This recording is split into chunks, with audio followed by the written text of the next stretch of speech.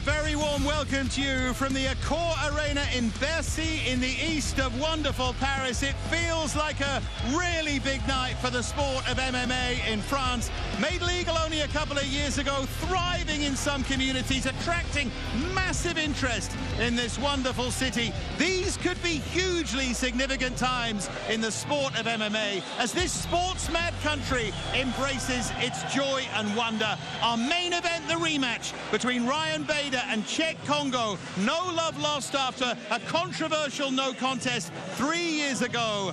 And the Bellator World Heavyweight title on the line as the 46-year-old Frenchman looks to become MMA's oldest champion.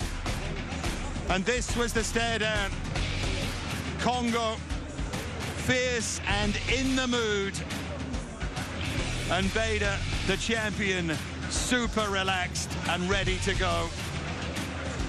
And a little bit bemused by the animosity maybe coming his way, but it's gonna be good, and it's coming up later.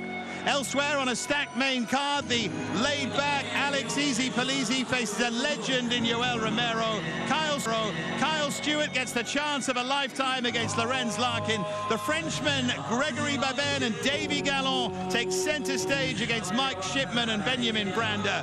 We have some night in front of us.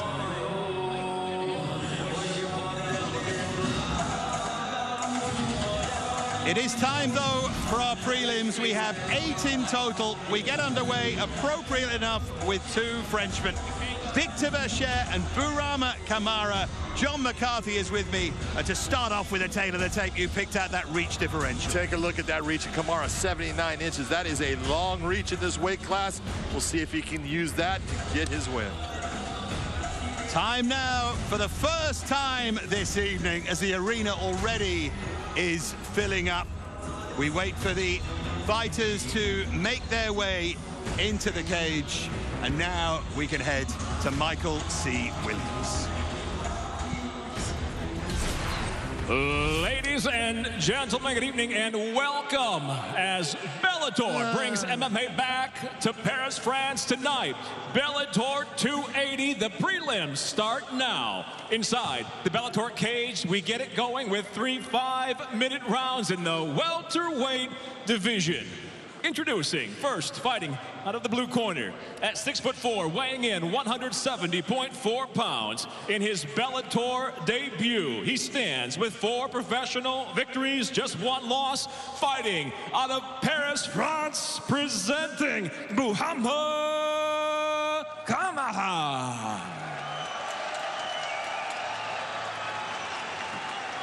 And across the cage, his adversary, fighting out of the red corner at 6 foot, weighing in 169.2 pounds, making his Bellator debut. He brings a professional record with 5 wins, 1 loss. He too fights out of Paris, France, introducing Victor Vercher. And when the bell rings, the referee in charge, Mike Beltran.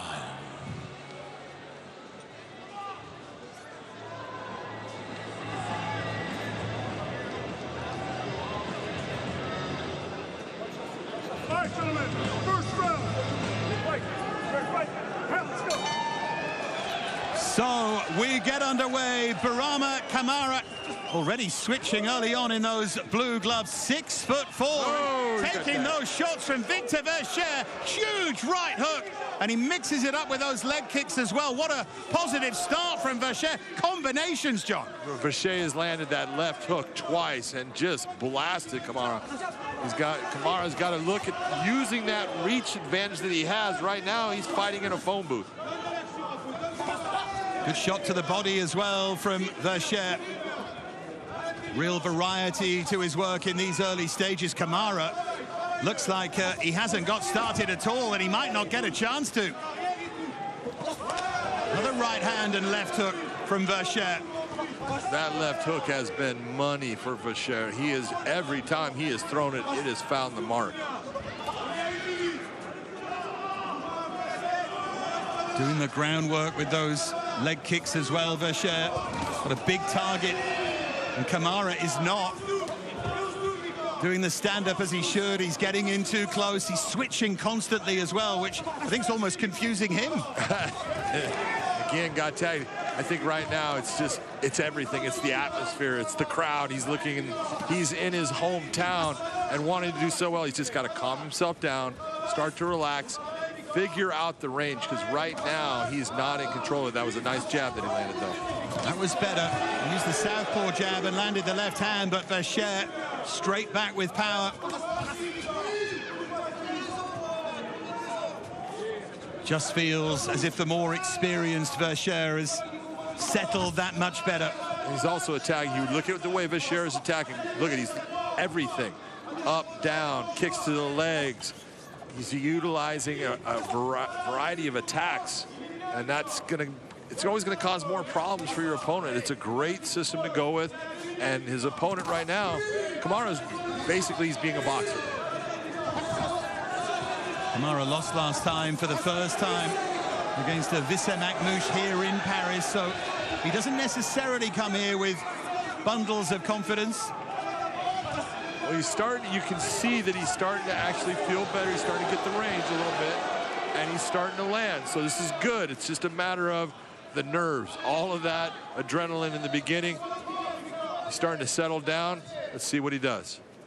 Just a touch of blood to the nose and mouth of Vercher, who for the first time starting to reach a little bit for his shots there. Again, it's that range difference. Nice flying knee attack. Didn't land where he wanted to, but still, now it's making Vercher think. And Vercher is more on his heels. Take a look at who is backing up now. Completely different attack. Suddenly Kamaru feels relaxed. Great right hand. Kamaru with the finish. The moment he relaxed, the moment he settled, the moment he calmed down, he got the job done. Brilliant finish from Burama Kamara here in front of a massive crowd in his hometown. Well, just take a look at that young man, and you can tell how nervous he was coming in.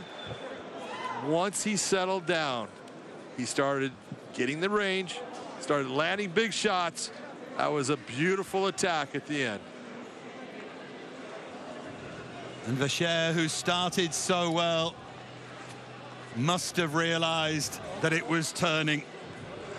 Nice to see Kamara going over to check that Vercher is okay. Let's take a look at that finish again, John. And take a look, you can see as the range, look at that right hand land, power on it, and then comes down to finish him off with the ground and pound attack. But it was before that, Dave, you could see there was a moment in time. That was a beautiful right hand. There was a moment in time, probably 30 seconds before that, where you saw Kamara all of a sudden, he started moving his feet and he found that range, and you could tell he started to get comfortable, and that's the difference right there. If anyone ever tries to tell you that fighting isn't about fluency and rhythm and timing, watch that. That's it. Confidence and being smart. Still a huge smile on the face of Burama Kamara. Let's get it up to make it official to Michael C. Williams. Ladies and gentlemen, inside the Bellator cage, it comes to an end officially. 3 minutes, 6 seconds, round number 1. The winner by knockout, Burama Kamara. Long levers, great power, name to watch in the future because he is massive at the weight. Burama Kamara, great start to the night.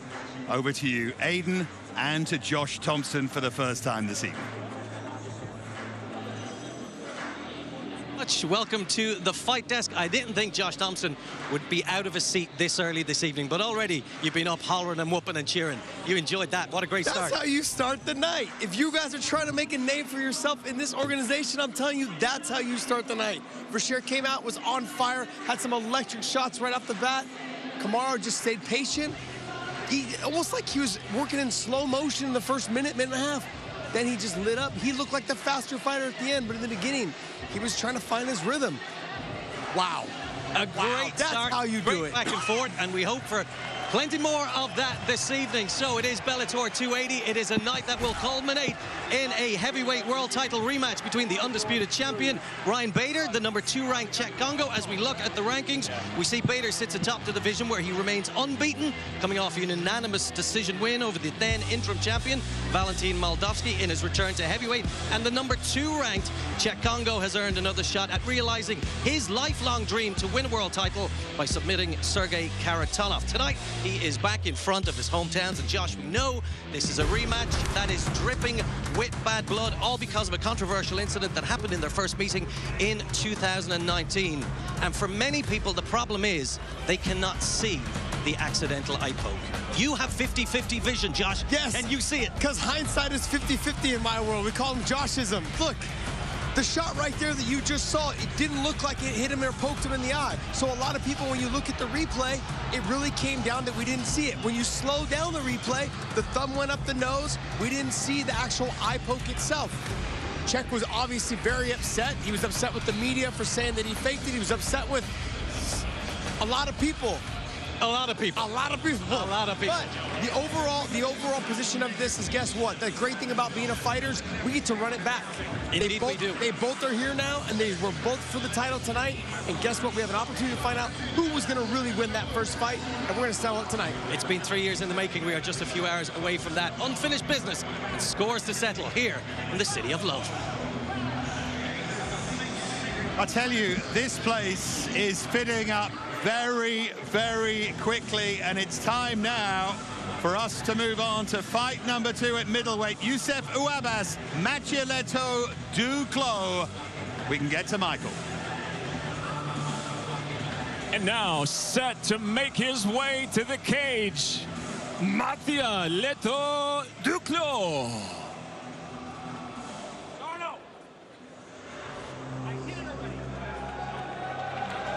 Well, a few people I know who were at the Salle Gérard Philippe in Sainte-Geneviève-des-Bois in the middle of March, not far from here, saw Leto Duclos and were really impressed. He won via a round 2 corner stoppage against an opponent who may not have had the most stellar record, but there was a savagery in the way that he went about his business that certainly had a few people talking here in Paris and around the French scene as well. He may have lost on debut. He's won 2 in a row now, and another big display here will really set tongues wagging. This, remember, is a chance for all of these fighters to impress on a bigger stage than they've been on before.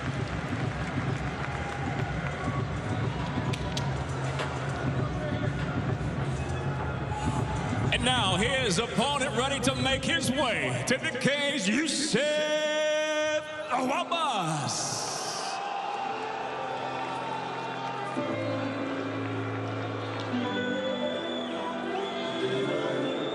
Well, Youssef Ouabas was supposed to fight on that same card in March, but injury meant that he wasn't able to, so he comes here for a 3rd professional fight, which comes nearly 3 years after his second. He's unbeaten. He's won a decision and via a first-round KO, but it's hard to know really what to expect from him. One thing, though, just to reiterate, that we can say with confidence, John, is that this is a huge opportunity for both of these men. Absolutely, for both of them. What we're looking at Youssef, look, the guy's got good stand-up. He's got a decent ground game. He needs to control the pace and the placement of this fight. If he does that, he'll get his win. If he doesn't, he might be in for a long night.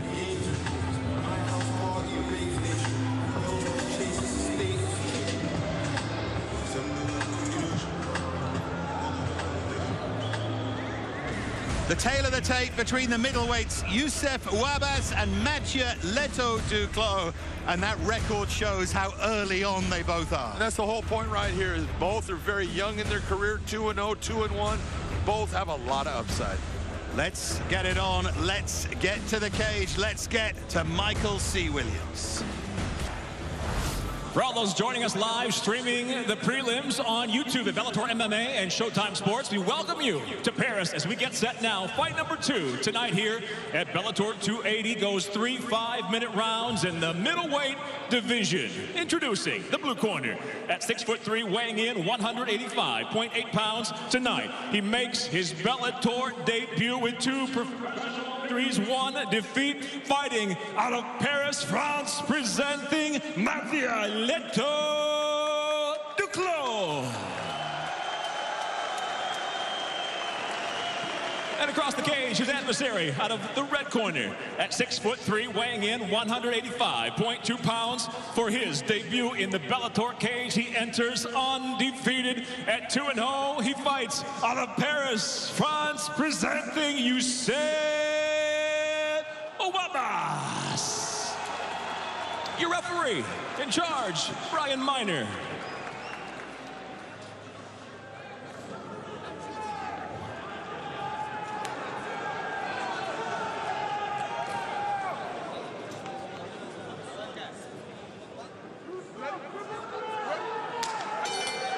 So Mathieu Leto Duclos in those blue gloves, lost on debut against the same fighter who beat Barama Kamara, Wissam Akmouche, and has won twice since against an inactive Youssef Ouabas, but they both got fans in here all right.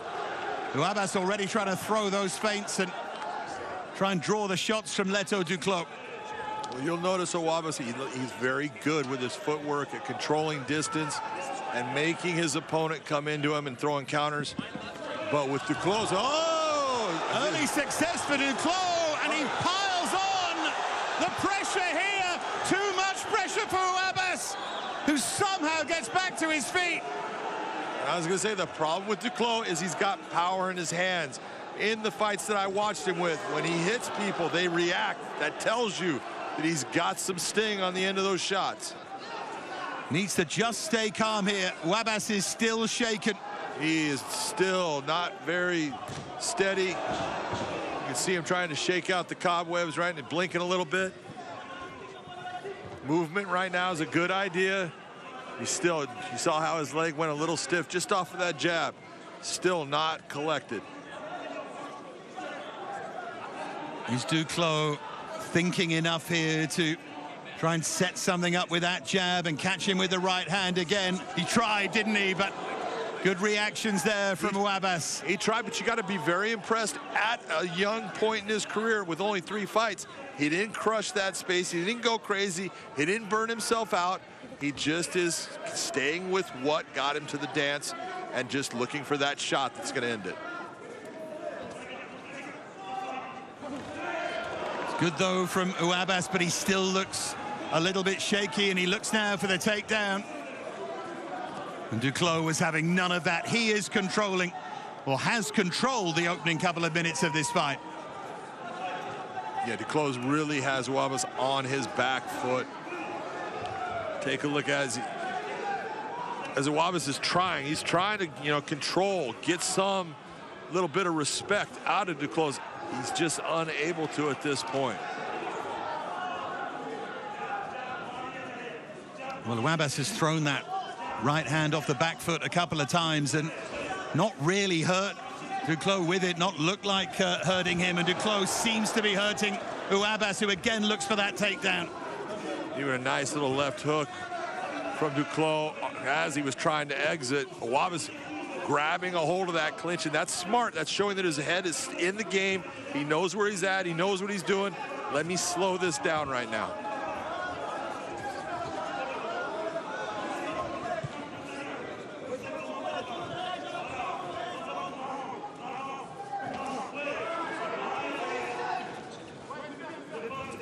Almost feels like Ouabas is using a bit of ring craft here, a bit of cage craft.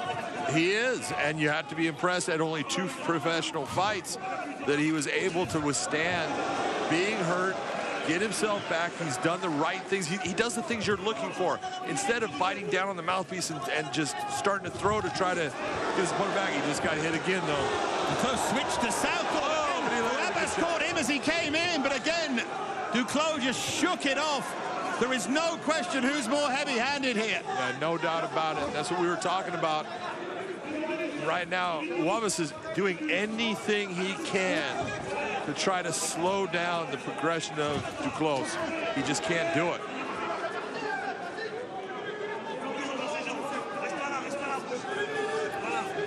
When Duclos lands that jab, either southpaw or orthodox, he sets everything up. That's brilliant!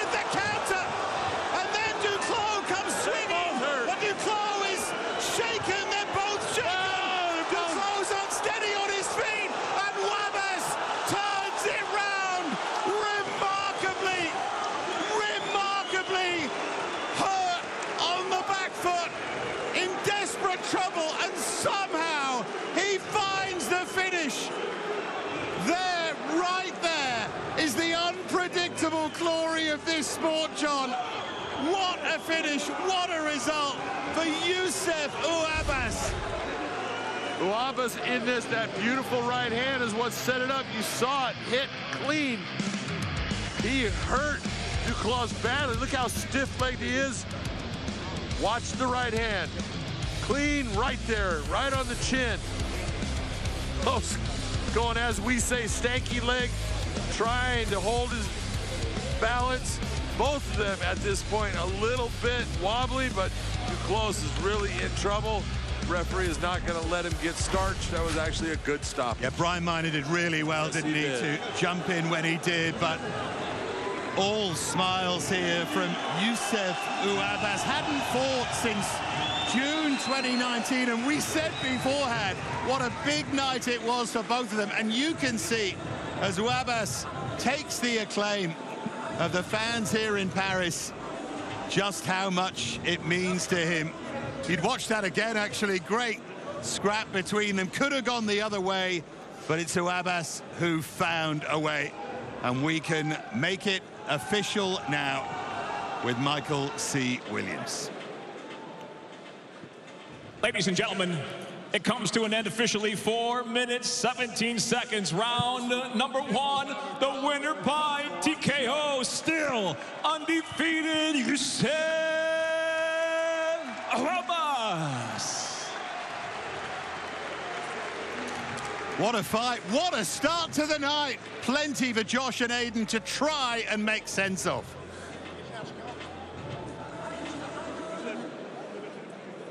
Here in Paris, another stoppage, and it comes in the first round. John McCarthy believes Brian Miner was correct to stop it when he did. Josh Thompson, do you agree?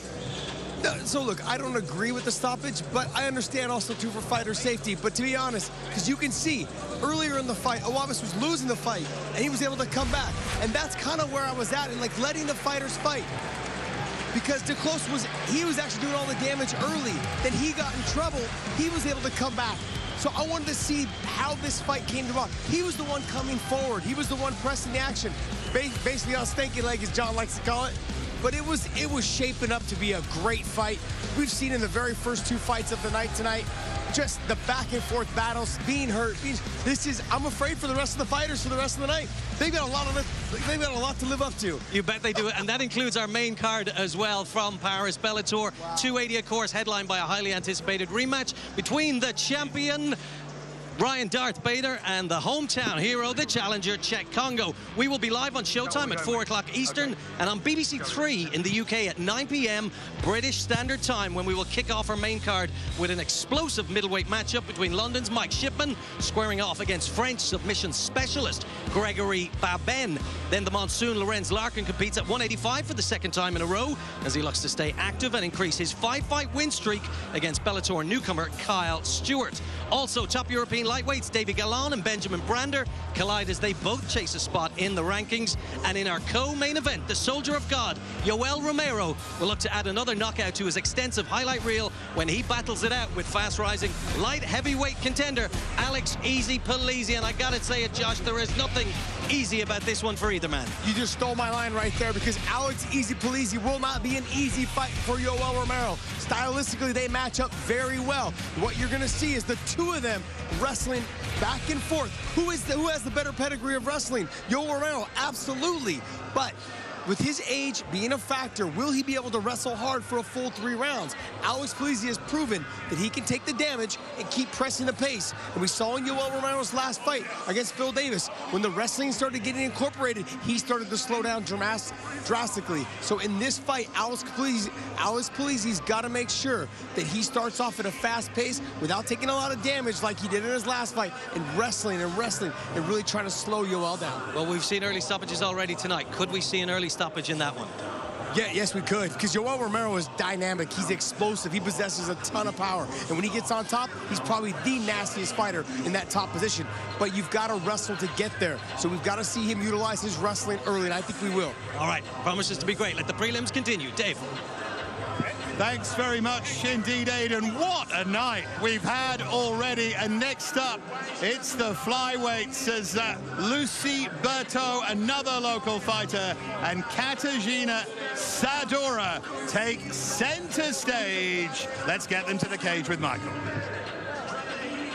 And now ready to make her way to the Bellator cage, please welcome Katarzyna Sadora.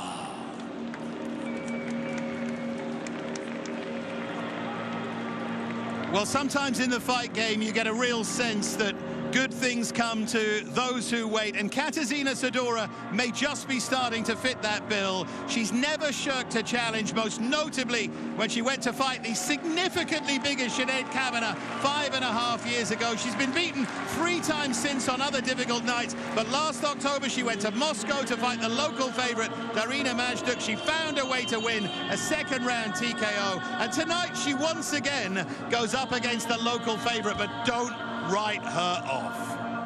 No, you definitely cannot write her off, because there's one thing, she's tough. Take a look. She stood in the pocket during this fight in Russia against an opponent who had the home crowd going for her, and just systematically beat her to the point where she could not continue on in the fight effectively anymore. It was a great performance, and it's what you want to see out of your fighters. And you know what? They have a game plan, they come and they execute, and they get that win.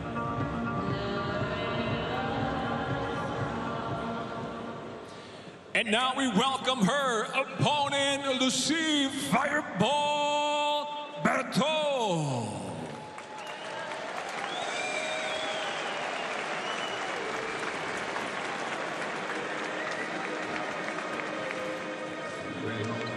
Since the age of 15, Lucy Berto dreamed of fighting at this symbolic arena. 20 years later, after boxing successfully, having a career as a journalist and inspiring everyone around her, this extraordinary person gets her moment in the Parisian sun for the second time. She's always taken big risks.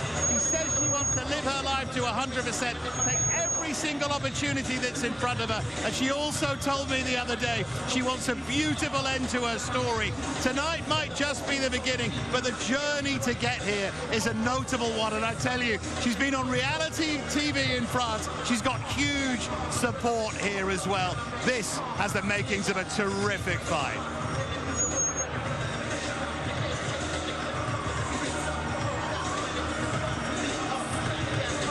The tale of the tape between the flyweights here, Lucy Berto and Katarzyna Sadora. And John, take a look at the difference between those reaches. 5-inch difference right there that you're seeing. Biggest problem is Berto needs to use that boxing footwork to get inside. Let's get now to Michael C. Williams. Well underway here in Paris. We welcome those joining us live in the UK on BBC iPlayer. Here at Bellator 280, the prelims continue in the flyweight division, scheduled now for 3 5-minute rounds. We introduce first the fighter out of the blue corner. At 5'7", weighing in 125.2 pounds. Her professional record 5-4 from Lodz, Poland. Please welcome Katarzyna Sadora. And across the cage, her adversary, fighting out of the red corner. At 5'6", weighing in 125.2 pounds. As a professional, she's 3-3. She fights out of Paris, France. Introducing Lucy Fireball Berto. In charge, your referee, Mike Beltran.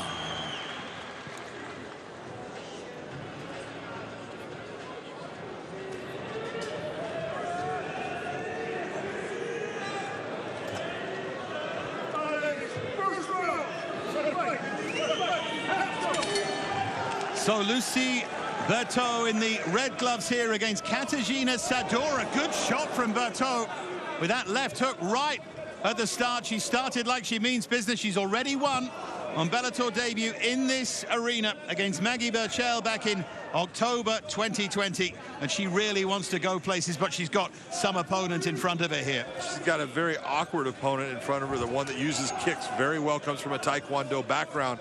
And so what Lucy needs to do is utilize that footwork, create the angles that make it difficult for those kicks to touch her, while she can use what is her skill set, her hands, to put them on Sadora. Sadora already looking to land those kicks. She's got a lovely fluency about her work, Sadora, when she gets going, when she gets into the rhythm. You could even see that in that fight against Sinead Kavanagh. The problem was, of course, that the size differential, the heavy-handedness of Sinead. Nice job by Sadora to take the fight to the ground. And that is a great game plan, because Lucy wants to be on her feet. That's where she's comfortable. So take her and put her into a place where she's not wanting to be. Smart move by Sadora. Sadora has one win via submission. Last defeat was on the floor as well, via arm triangle against Vladena Yavoskaya. But she's comfortable here, certainly more comfortable than Lucy Berto. Has been working at her ground game, but as you say, comes from a very strong boxing background. Well, Berto's using what we call a mission control position. It's rubber guard from the 10th Planet system by Eddie Bravo, just to control the posture of Sadora. And right now it's working well, because yes, she is on her back, but she's not absorbing any kind of damage at all.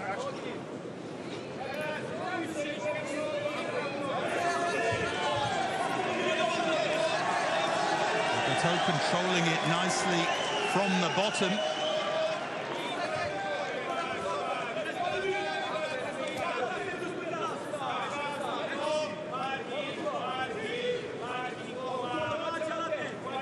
Berto now moving to a more conventional guard.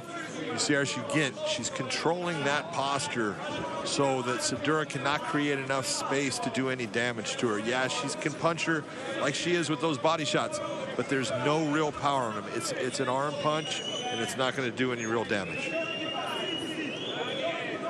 talks about her defense being one of her biggest strengths, trying to develop that instinct. Berto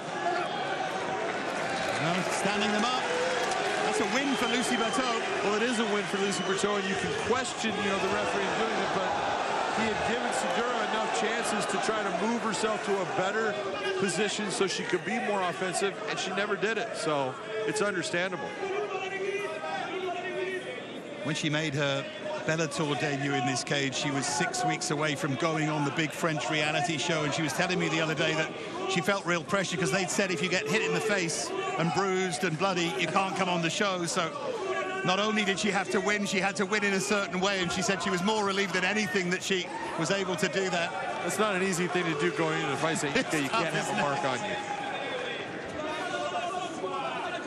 Tonight's different, though. Tonight's TV people. upper level. They know they're very demanding, John.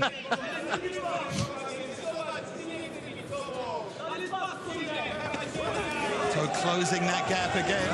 Nice job by Lucy Berto to use her hands to get to that clinch. Now she's the one in the top position. Let's see the difference, if there is one here. Let's see what Sadora does to control what Lucy is able to do as far as damage.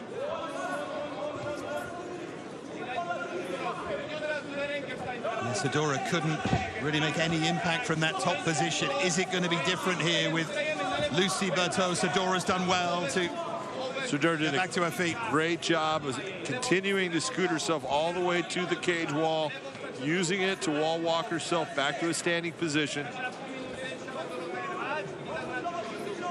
The head position of Lucy Berto right now is very good. It's giving Sadora a lot of problems.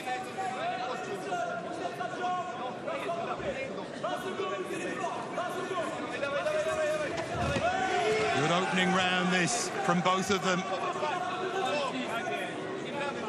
Different ways, but we head to the final. 10 seconds.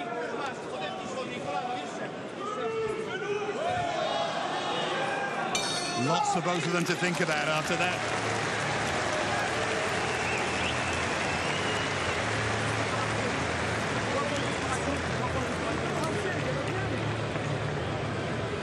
Usually has Claudio Silva in her corner, Lucy Berto, but Yuri Bezhanari, former IMAF world champion, former Bellator fighter, is in charge tonight. And David Pavlovsky, who's Katarzyna's fiance, is with her. This was the takedown by Sadora. Look at, nice job of getting the double unders and basically just lifts her off feet. And that's when you're taller and longer, you can do those things. Then here comes Lucy Berto. Beautiful go behind, gets her to the ground, and then again comes in off of her hands, right away to the body lock, elevates her up, turns her over to the right. Nice job by Lucy Berto.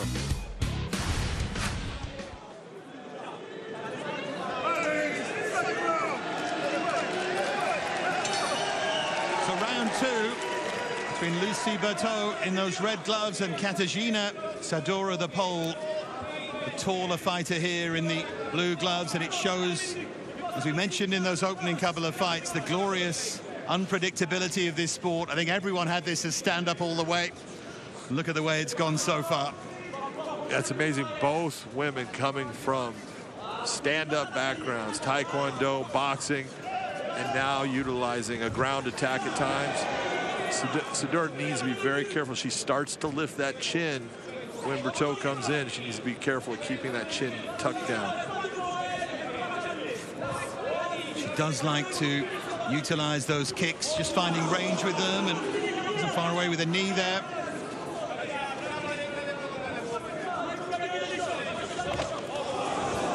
Berto just needs to be a little bit careful there. Sadora noticeably is starting to throw more of those kicks. Just take a little bit of a risk with them as well. And when she decides to throw them, they've got some steam on them. It's not like it's, you know, a light kick. She's putting a lot into those things. And the one you can see as it hit, it hurt Lucy. Nice whizzer, good job. Lucy gets the takedown. Sadora's able to stop it with the whizzer, get back to her feet.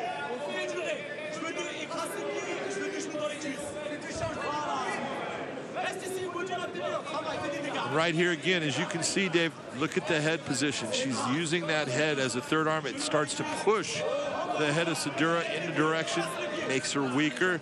It helps Lucy in trying to work for this takedown.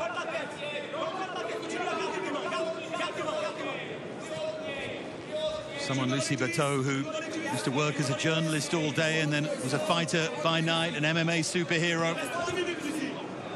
An MMA superhero. All right.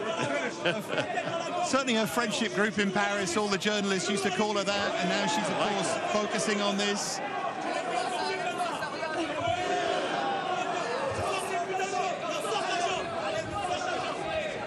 Desperate, of course, to make an impression here again in her home city, and home now anyway for her, and to move to who knows where on this MMA journey.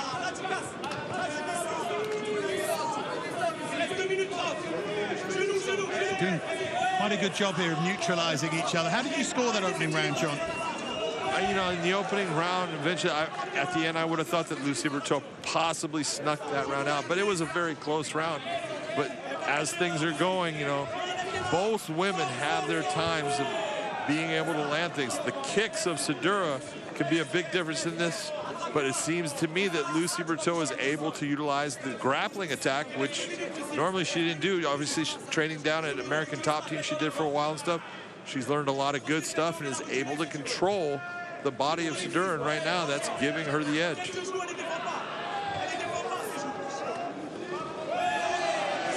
See, and right here, Lucy Berto could take her backside. She could take that leg, take her right leg, block the legs of Sadora, and bring her to the backside and put her right down on the ground.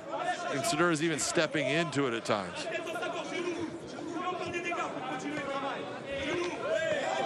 I think Lucy likes the position that she's in. She feels like she's doing some damage with this clinch work, dirty boxing type stuff. It's just keep on doing it till it adds up to something big. Yeah, it's one of those situations, isn't it, the last couple of minutes here, that it might not look explosive, but it's the kind of thing that can ultimately win you the fight. She's getting a lot of work in there, Berto. She's getting a lot of work, and Sadora's not getting much, you know, and that's the real thing. There's not a lot that she's been able to do offensively from this position.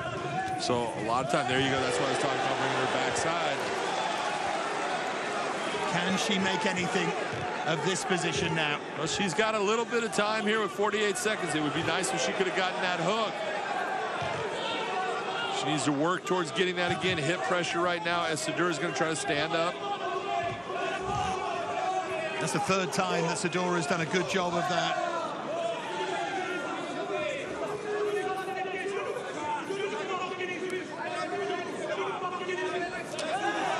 Now we're back in the same position where Berto wants to work from. The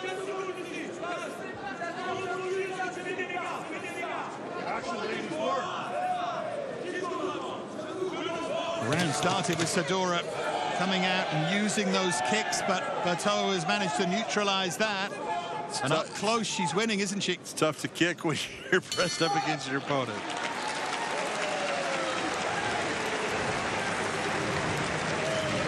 Not the fight that we expected, but it's full of intrigue. It's not the fight we expected, but it's a good fight, and it's got a lot of technique in it. Both ladies are doing well at times. I think Lucy Berto overall is controlling the fight more, doing it a little bit better, and right now I have her winning.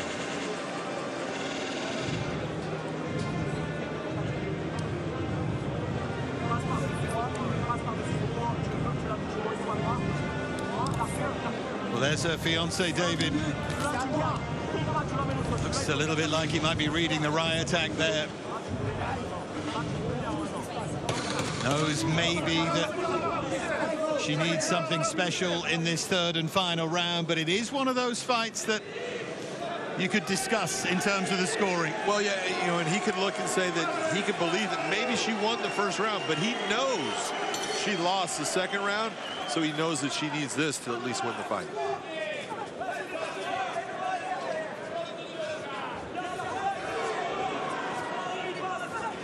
Sadora with those long levers, you just feel she could settle into that range. She could do some damage, but that was a good shot from Berto. That was really nice, especially with the footwork of Berto to move herself out, come in, throw her shots, use your feet to circle out, reset, do it again.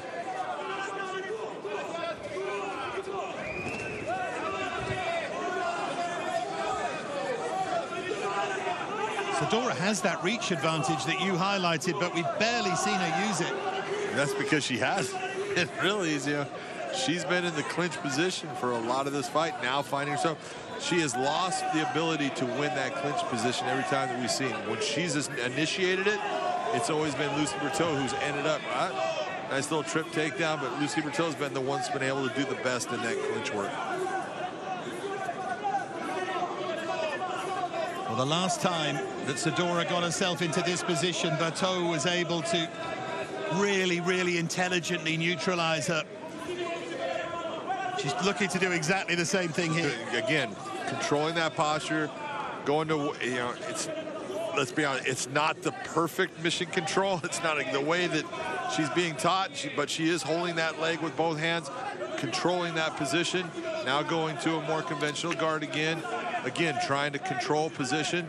But Sadora trying to do good work, trying to land elbows. We'll see what she can do, again, as far as damage.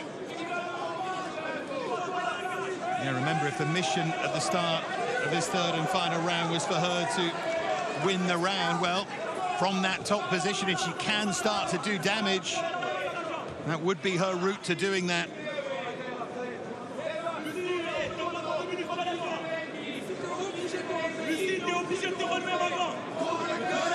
And right here, what Sadora wants to do is she wants to frame on that face. When you have someone that's trying to control your posture, you've got to make it uncomfortable for them. The way to do that is to frame out on them, make it to where it's painful for them to hold on to you. Going for the armbar.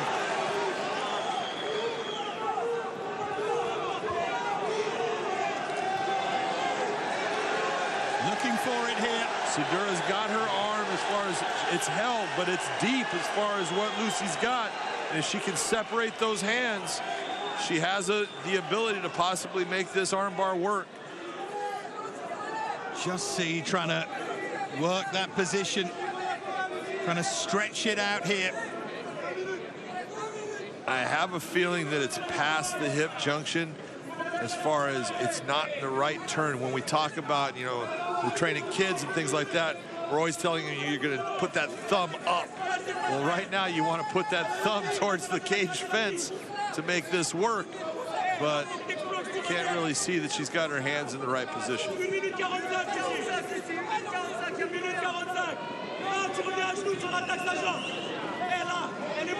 Heading towards the final 90 seconds here.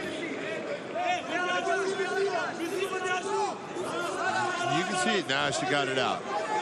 Nice job by Sedura, but still in a position. Lucy Berto can take the back here. You see that overhook is keeping Sedura where she's at. There you go.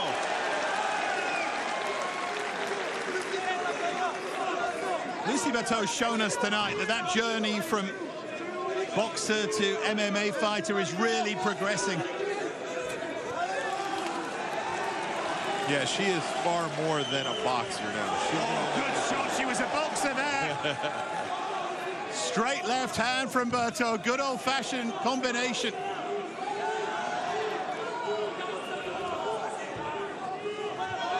And she throws that left elbow, Berto.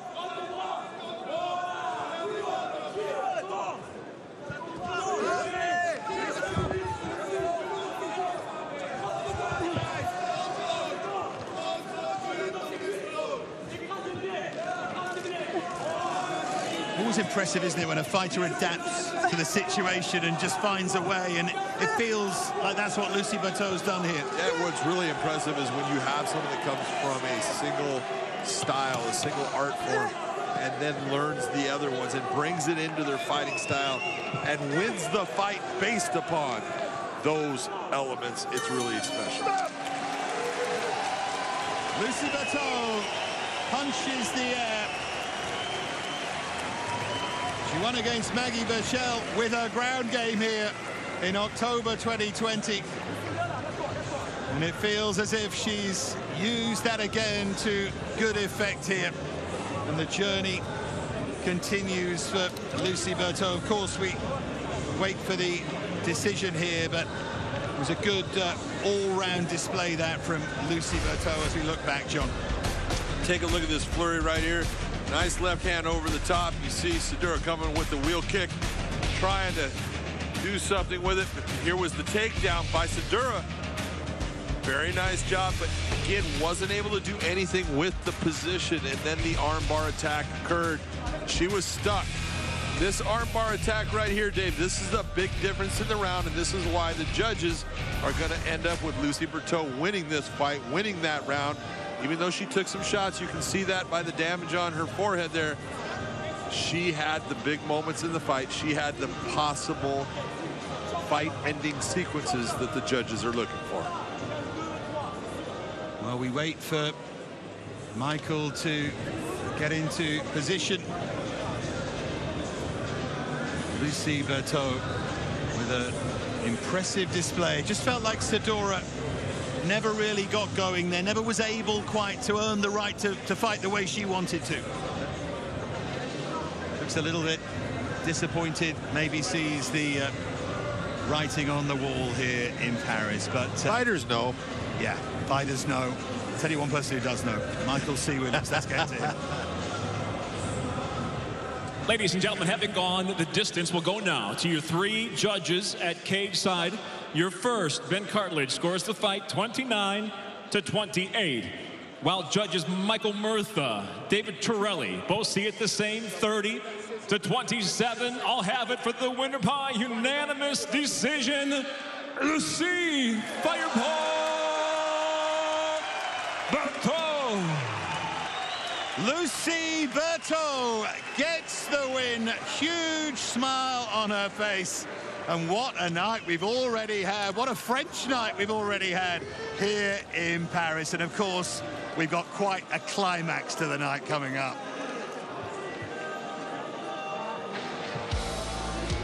The undisputed Bellator heavyweight world champion, Ryan Bader.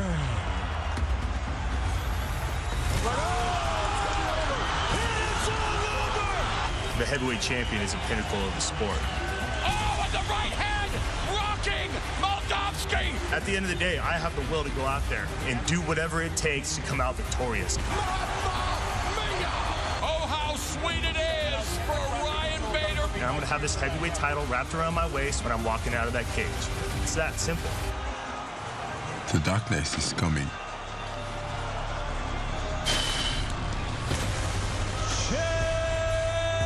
Kongo. Check Kongo is a nightmare to fight. He can put the hurt on you. He just put Javi Ayala in airplane mode. My message to him is going to be, we have no mercy for that. Kongo unloading a Minicon. So fight is a fight, but I will fuck you. Just like that.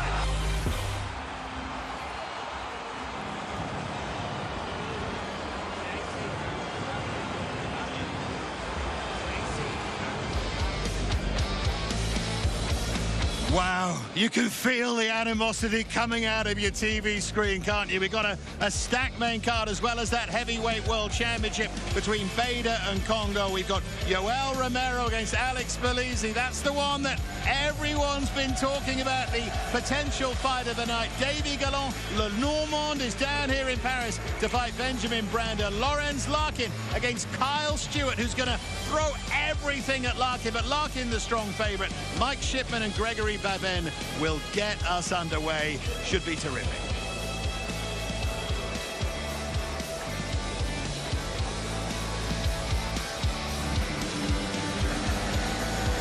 The action, though, continues here tonight in the Accor Arena. We have the lightweights, Yves Londu and Gavin Hughes. And we can get them into the cage now. Let's get to Michael C. Williams.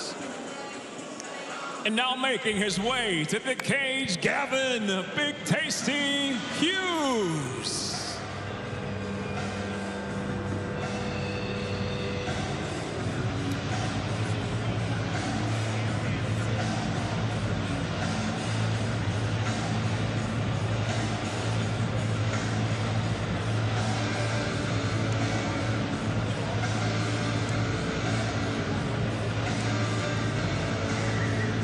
Well, Gavin Hughes makes his first appearance in 19 months. There is a sense that the man from Liverpool needs to really get on a roll and start fulfilling his potential. There is plenty of that. Bellator signed him with great expectation. The return so far has been a win at Bellator Birmingham in May 2019. Then a loss last time against Daniele Scatizzi in Milan. Injuries have got in his way. He's not a man to make excuses, but when he's good, as he showed us against Mohamed Yahya on that Bellator debut, John, he is very, very good. When he's good, he's good. He just needs to get into a rhythm and fight his fight. With Scatizzi, he got into, I'm better on the ground than you. Well, Scatizzi's dangerous on the ground, and you can get caught by making one mistake. You don't get into those situations. You look at your strength, you look at your opponent's weakness.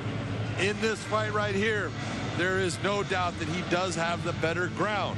But in the stand-up, he's fighting a very dangerous opponent, so how smart is Gavin Hughes going to be? Let's take a look at him at his best. Well, this was, you know, when Gavin gets the back, he is on, latched on, and he can do a lot of good work. The whole thing that he needs to do is never, ever get to the point where you're giving those positions away, which he did with Scatizzi. Here he gets that rear naked choke. It is latched on. It is tight. He just continues to cinch it down. That's called being a smart fighter, a good fighter, and that's what we need to see.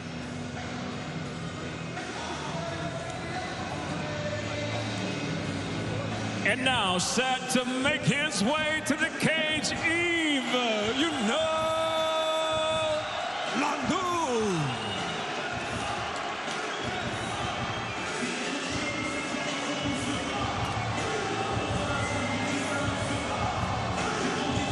Just feel that love here for Yves Londu. Here's a fighter from a poor suburb of Paris who says that sport saved his life and says that the sport of mixed martial arts is now his focus.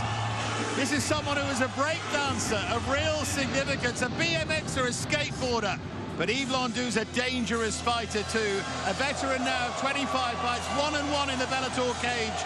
And he wants to put on a show here in Paris. Let's see him soak up the acclaim here from his people.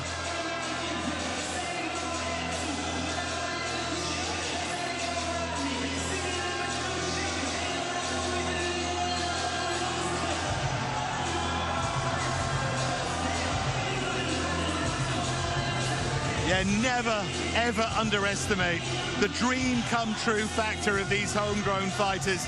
Tough suburbs here to Bercy, quite a journey, and this was him against Terry Brazier. This was him against Brazier. I had just said what Brazier needs to be careful of is Landau is explosive, and whoa, comes with the flying knee. Look at this guy. That's the celebration. Anytime you can do a push-up off your elbow, you are a very skilled and athletic individual.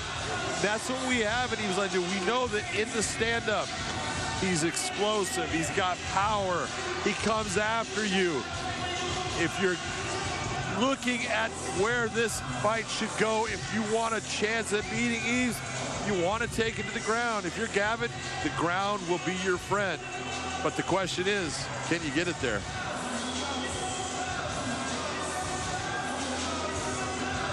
Don't often see a fighter enjoy and soak up a walk to the cage quite like that. He's savoring every single second of this Yves Landau.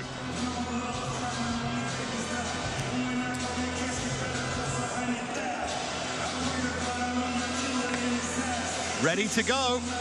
And big tasty Gavin Hughes staying loose and just waiting in that cage. Finally, Yves Landau is here, and again, they rise to him. If you're Yves Landau, you gotta be loving this. Tail of the tape then, the lightweights, Yves Landau and Gavin Hughes, and again, you point to that reach advantage. That's a 4-inch reach advantage, Dave. That is a big number. If you're Gavin Hughes, it's telling you, don't stand up with this man, try to get it to the ground. So Yves Landau, Gavin Hughes, let's make the introductions now. Michael C. Williams.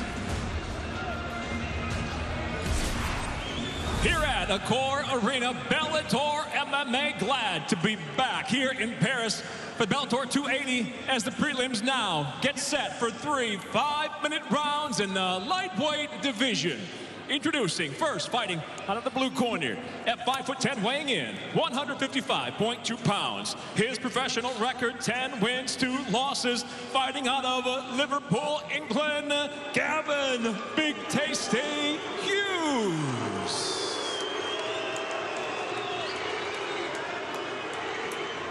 And across the cage, his adversary, fighting out of the red corner at 5'8", weighing in 155.6 pounds. As a professional, he holds 16 victories, 9 losses.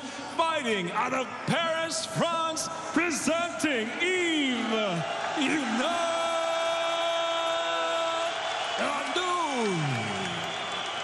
And your referee in charge, Brian Miner. I think the crowd's kind of split on this one.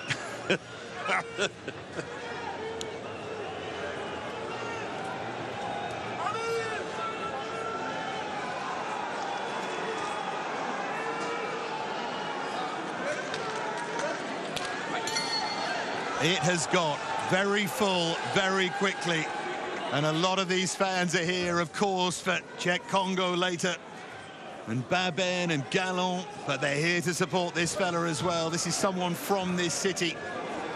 Boy made good, and he hopes to make better here tonight. Yves Landau in those red gloves, and Gavin Hughes standing in his way, and Landau straight away with that acrobatic kick. That's what I'm talking about with the athleticism of Yves Landau. He is just unbelievably explosive, and he's got power.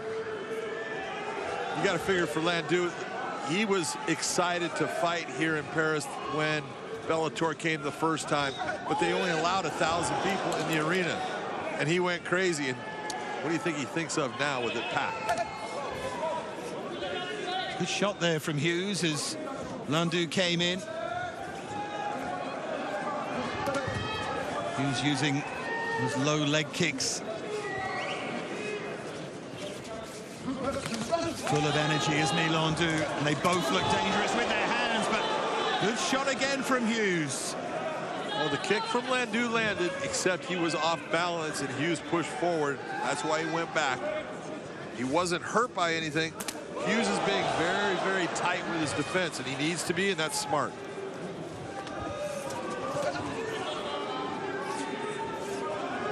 Hughes knows just where the Landu danger comes from. Trying to deal with that and then earn the right to do what he does best, but good short right hook there from Landu. You are absolutely right. That right hook by Landu landed twice. Landu would be well served to split the guard of Gavin. Gavin tends, his hands are tight when he's here, but as soon as he moves, he starts to separate them. That middle is open for Landu.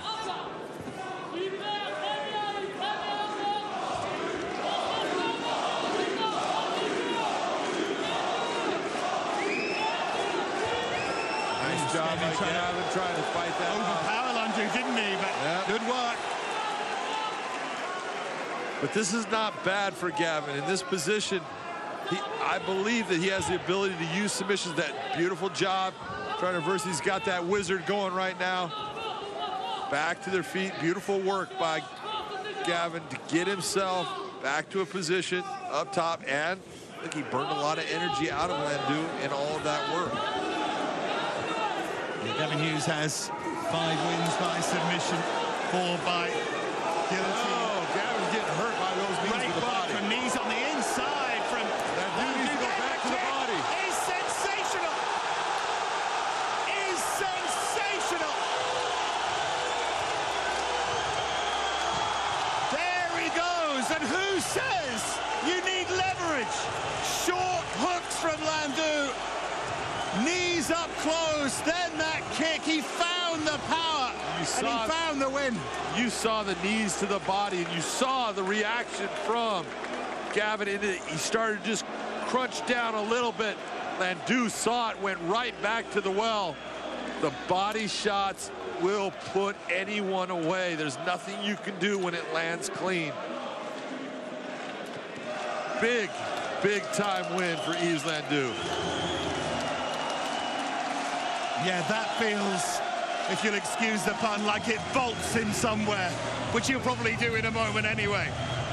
We'll see the moves, I'm sure, but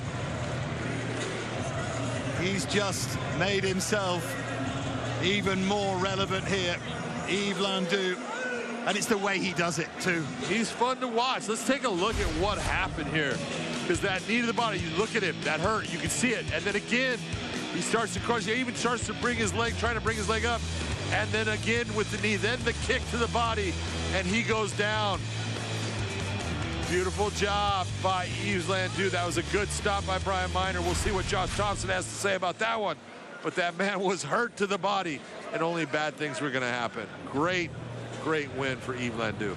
Yeah, we'll hear the views of Josh, who will, I'm sure, have something to say about all of that. But let's make Yves Landu's big night in Paris official.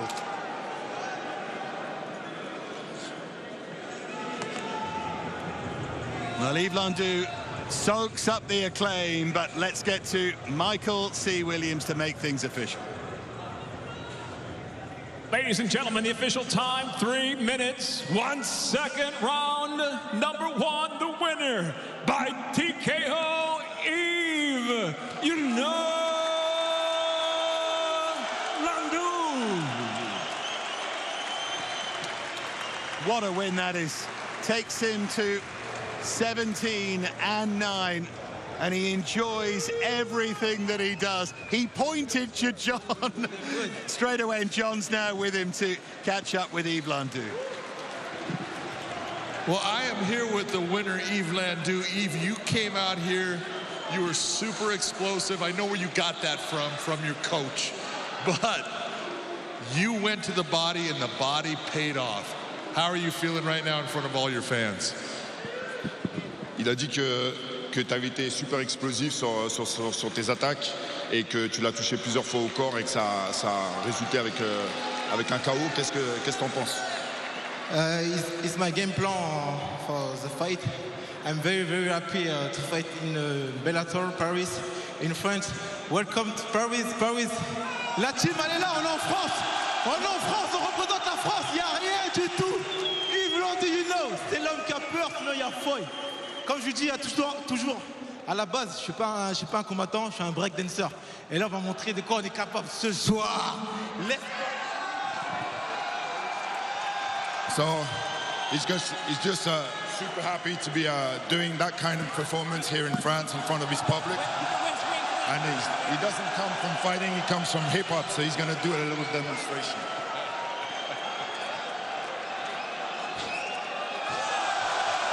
Look at this. Come back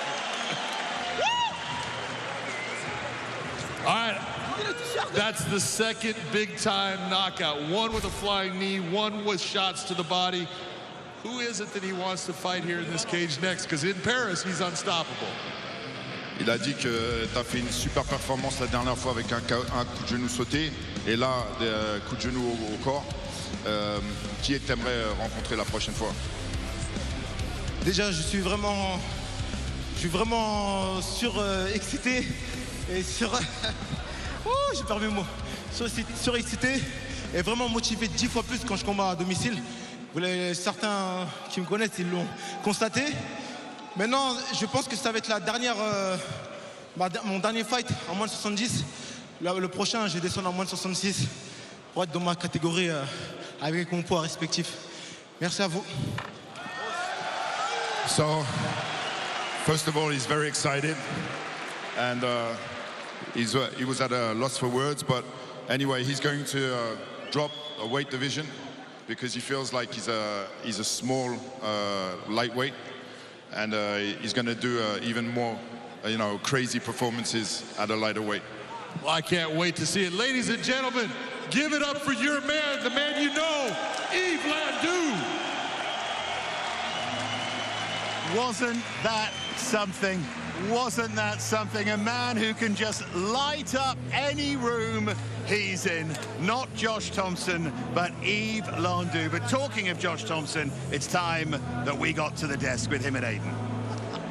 Thanks, Dave. Yeah, I think Josh has met his match tonight. He thought the sold-out arena, which is already full here in Paris, he thought it was for him. But no, many have come to see that man, and he has delivered. Josh, he is fun, there is no doubt about that. But he's ferocious, too, with those leg strikes. These guys are attacking me. I feel attacked right now. Look, I got your back. Absolutely dominant performance. Great performance. The knees did all the groundwork. Finished it off with a kick. Great stoppage by the referee. Thought it was a wonderful job. Great fight. Remember his name. Brilliant. Remember Yves Landau. Remember that name because he is just dynamite to watch. He's must-watch TV. So if you guys are watching this at home, make sure you guys follow him. Scores out of 10 for his dancing? I would have broke my neck. Yeah, he's going to try to copy those moves later tonight here in Paris. There's no doubt about that. Well, two more European lightweights that are looking to make a statement tonight are another French favorite, and that is Davey Galland and Benjamin Brander, who comes to us from Switzerland. Now, Brander knows tonight he is fighting not just Galland, but this entire arena, which are making a lot of noise. He says, Josh, his motto for tonight is underdogs on top. So how does he come out on top against Galland? Well, Brander's got to put pressure on him, on Galland. He's got to make sure he presses him to the fence, slows him down. Galland's very good with his footwork. Galland's very dynamic and explosive with his active movements. He'll do things that Brander will not be expecting. So he's got to make sure that he keeps his defense tight as he's making that approach and sliding into that range to hit the striking and the boxing and utilize that wrestling and press Galland to the fence. And we know Galland is a judo black belt. He's on a 4-fight win streak. 2 of those in his most recent fights have been here in Bellator, and they've been ultra impressive with wins over Kane Musa, and last time out it was against Charlie Leary. We know he's good on the ground, but of recent we are seeing he's very good on the feet as well. He's a dynamic fighter. He's someone that could take this fight everywhere. He's a true mixed martial artist. Now, look, when you look at the things that he can do really well, is that he utilizes his footwork and he waits for you to slide in and make a mistake, and he hit Leary with a beautiful left hook, sent him to the canvas. But he was having his way with Leary at the time. Leary is someone that will walk you down, put pressure on you, make you fight his fight, try to make you tired by taking shots. In that fight, he just touched it, boom, nicely done, finished it up. He is someone that's dynamic, and expect for him to do things that you've never seen before in the cage. Those are the type of fighters that are fun to watch. Well, he's also got to deal with a 3-inch height and indeed 3-inch reach advantage that Brander has. That's going to pose its own set of problems. Yeah, absolutely. The reach and the height advantage it does, but with Galland's so good with his footwork, he'll slide in and out, and do not underestimate his wrestling and his grappling and his judo, because his attacks come quick and they come fast. All right, now more lightweight action here in Paris, because we have an Anglo/Viking invasion taking center stage.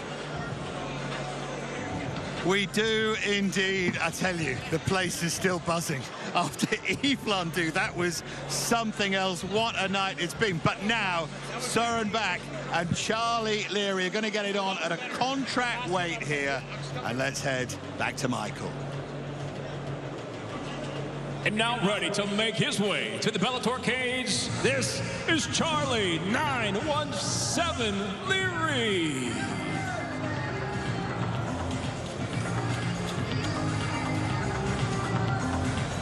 Well, Charlie Leary has always given the impression that he'll take on any challenge. And after Saul Rogers was injured, the man from Watford proved that by coming in to face Søren Bak, goodness me, he will take on the challenge. He's still stung by that Dublin defeat that we saw against Davey.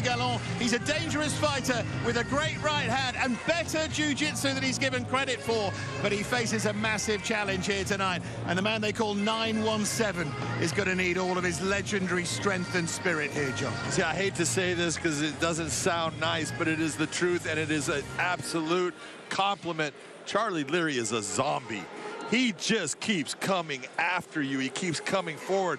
You talk about your worst nightmare. You talk about the guy in the bar that you hit him with the bar stool and he laughs at you and comes after you. That's Charlie Leary. There is no give up in this man at all.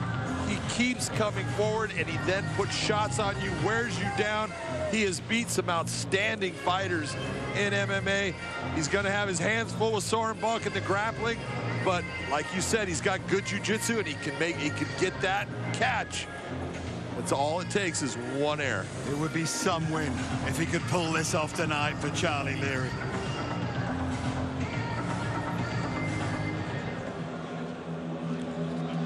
And now his opponent, Søren, the true Viking Bak.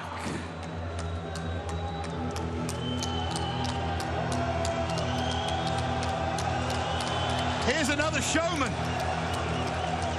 Fresh from his new experience fighting in the USA for the first time, winning against Bobby Lee. Søren Bak's 2-0 in the Bellator cage, a 7-fight win streak, as you can see. But he knows that now is the time to start finding a way to finish his opponents. He's built up an impressive record, a formidable reputation. He's looked great, but he knows that in this combat world, it's not just about winning, it's about impressing, entertaining, ultimately dazzling. He has the skills, he's improving all the time, but will tonight be the start of a new Søren Bak? It would open up even more doors for him if he could start getting people out of there. You said it all.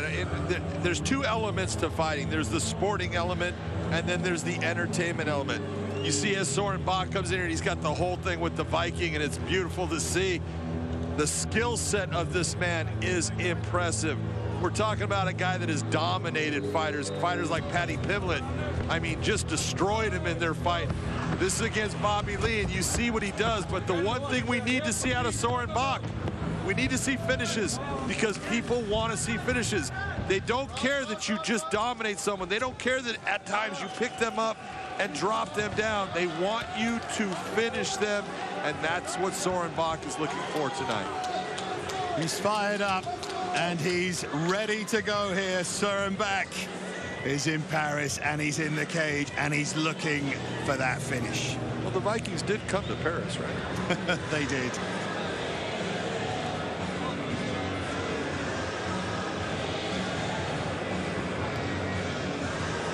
The tail of the tape at a contract weight of 160, Søren Bak and Charlie Leary, and you want to have a look at that age and those records. The real simple thing is here, look at it, 29 years of age. Søren Bak is just entering the highlight of his career. 39 years of age for Charlie Leary. He's getting on the old side of it. 15-1. That shows you how good Søren Bak is. It's highlight against twilight. Let's get to Michael C. Williams. Here in Paris, we welcome those back in the States that are streaming live on YouTube at Bellator MMA and Showtime Sports channels. Here at Bellator 280, the prelims roll on now with 3 5-minute rounds at a contract weight of 160 pounds. Introducing the blue corner at 6 foot, weighing in 160 pounds even. His professional record, 17 wins, 12 losses, 1 draw. He fights out of Watford, England, Charlie 917 Leary. And across the cage, his adversary out of the red corner at 5'9", weighing in 159 pounds as a professional. He's near perfect at 15-1, fighting out of Copenhagen, Denmark, presenting Soren, the true Viking Bach. And the referee in charge, Brian Miner.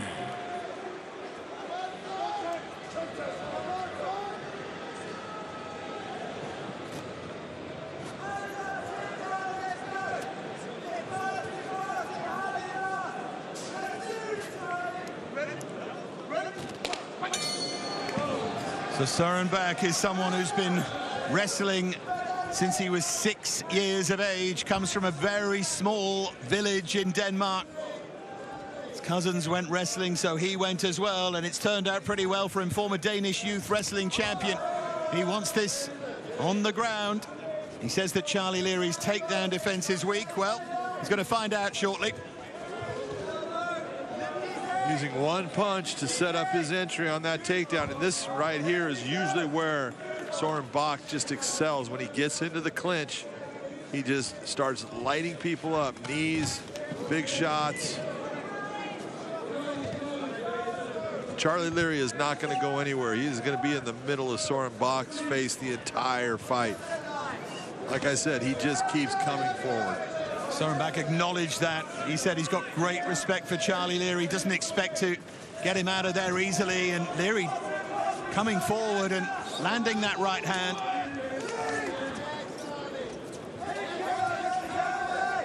Looking for those knees up close, Soren Bak.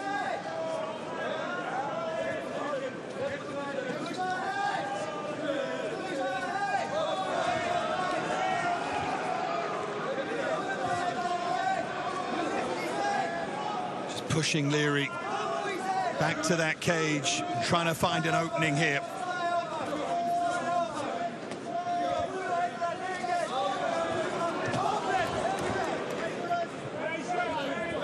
And as you say, at the moment, the man you call the zombie isn't going anywhere. Oh, he's not going to. He's going to come forward.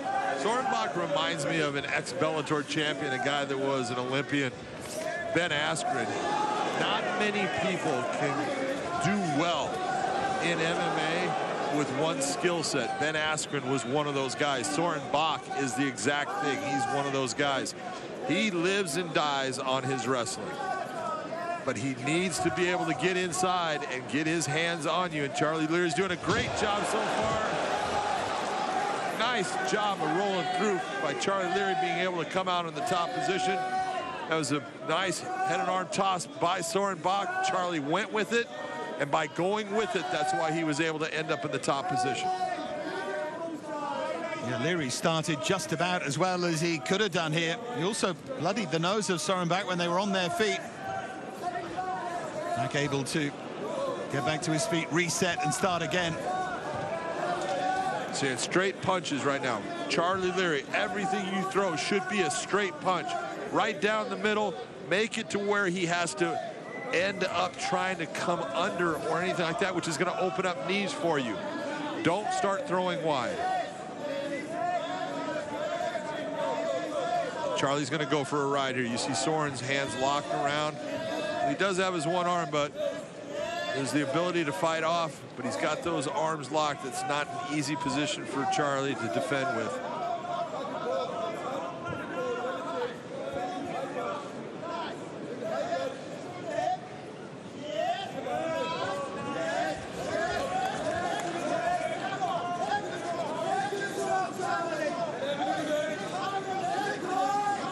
Leary doing his best here to try and get himself back into the position he wants to be, and he's done that. But he knows he needs to do some damage when they're on their feet here. Charlie's been very patient, been trying to pick his spots. This is what a veteran fighter does. Don't get all amped up and try to get rid of this guy fast. That's not going to probably happen. So let me just do the right things that can allow me to continue to put shots on you. And that, so far, Charlie's done a good job of that.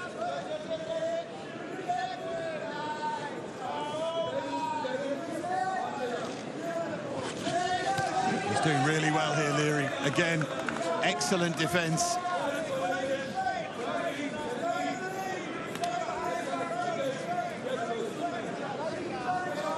And it's been fascinating to watch him use that jab, soak up a couple of shots or two, but throw back with plenty of his own. Look for the uppercut, then that right hand. That's a really good shot from Leary. And all of those shots, every one of them, Dave, all straight up the middle.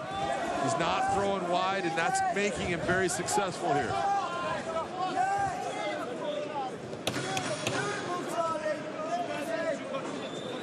Well, this opening round has not gone the way that many experts were predicting it. It's gone exactly like Charlie Leary predicted it.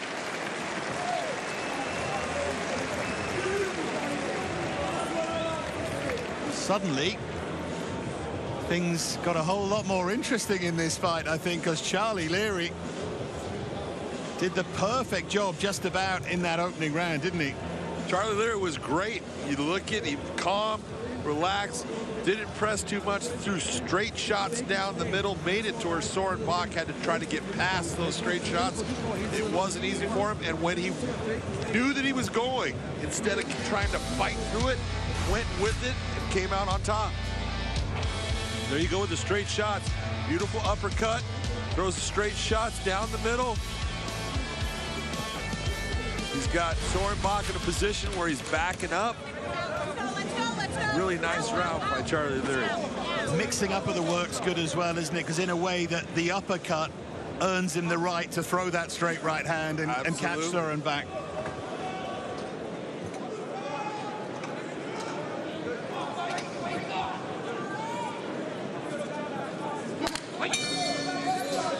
Round two between the true Viking Soren Bak in those red gloves here against Charlie Leary, who did a really good job in that opening round, largely keeping it on the feet and certainly doing some damage on the feet.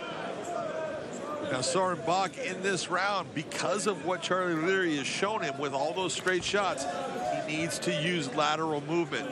Throw the feint, wait for that shot, hit your lateral movement, and then come in at the angle to use your hands to get into your wrestling.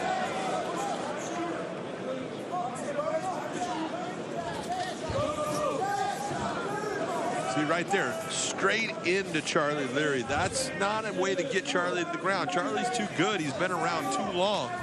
He understands how to stop that type of takedown attempt. Just stonewalled it. Leary again sticking to his work, that nice measured calmness that John was talking about, picking his shots and not getting carried away. Use that jab again well there.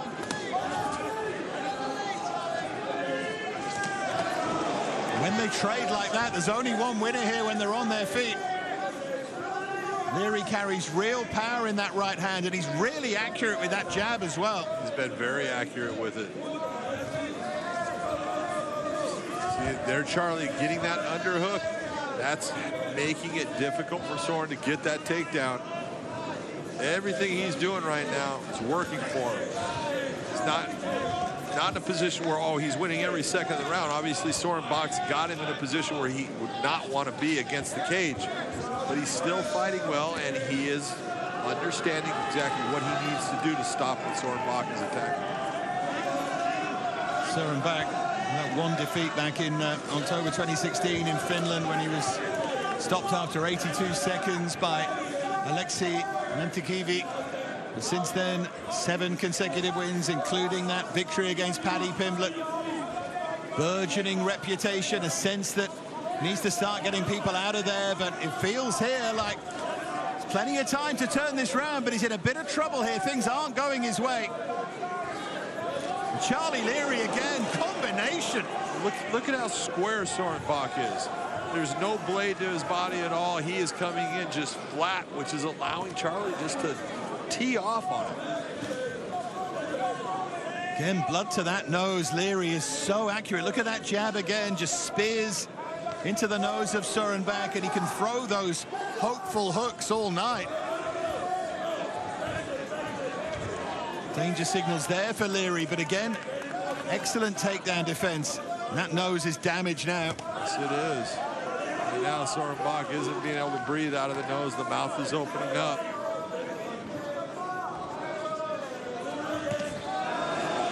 That is what Charlie Leary needs to be careful of. That look that Soren Bach is coming in for the takedown, instead the overhand right or the big looping left. When Leary makes him miss, he punishes him. That's what a good fighter does, man. Make your opponent pay for coming inside. It'll make them think twice about doing it again. They do it again, just repay them in the same fashion.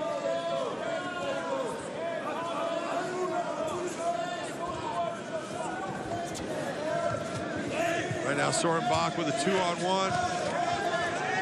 Let's go over to try to land some shots. Most of these exchanges, though, he's not winning. He is the guy that is coming out second best.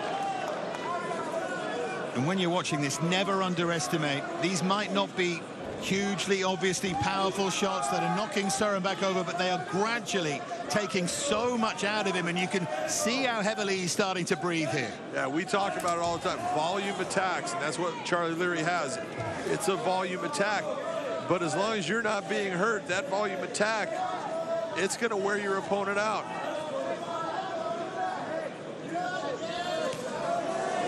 Fight number 31 for Charlie Leary, and he feels like he's using every single second of that experience here.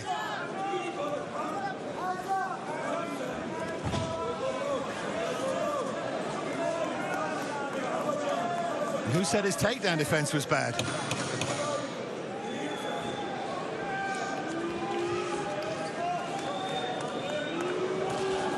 Another right hand from Leary to finish round 2.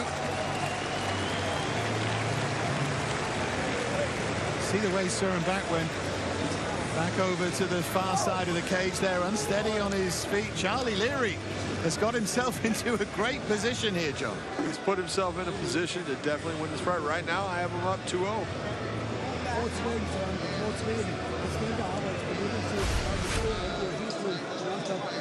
Here comes Leary. You see Bach trying to go for the takedown. Leary just picks him up. Beautiful lead uppercut with the left. Straight shots down the middle. Bach comes back into him. Bach has not been successful in getting Charlie Leary on his back.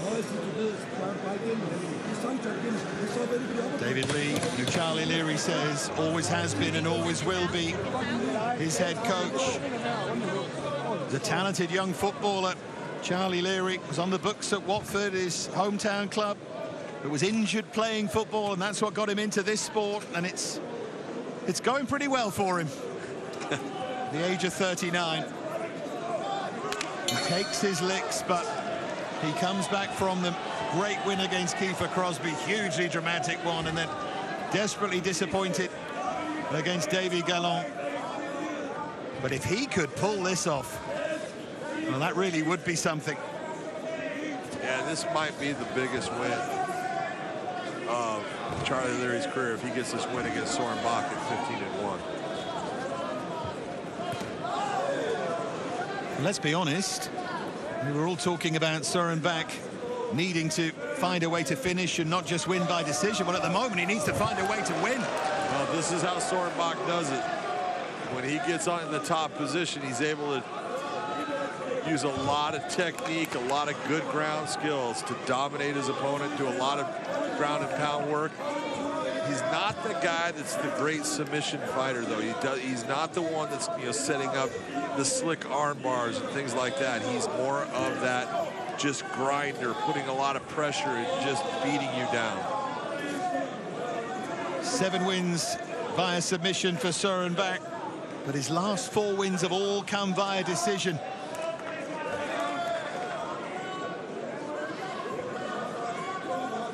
This is where Soren Bach does his best work, though. He gets top position, side control, half guard, which he's in now. These are all places where he's super comfortable. It's hard to move him. He's got great hip pressure. You see Charlie trying to push him away. Not going to happen. We've still got, as you can see, as we all know, over 3 minutes and counting remaining. See the blood coming from the nose there of Soren Bak, but the question is, does Bak need a finish here? If you have it, first 2 rounds to Leary, he needs to do more than just exist in this position, John. If he wants a win, in my opinion, he needs to finish Charlie Leary. If he wants a draw, he needs to do more and damage Charlie Leary to get a 10-8 round, which is going to be difficult for him to do. He can do it. There's half the round left. Leary doing everything he can here to defend. Holding on to that right hand of Soren Bak.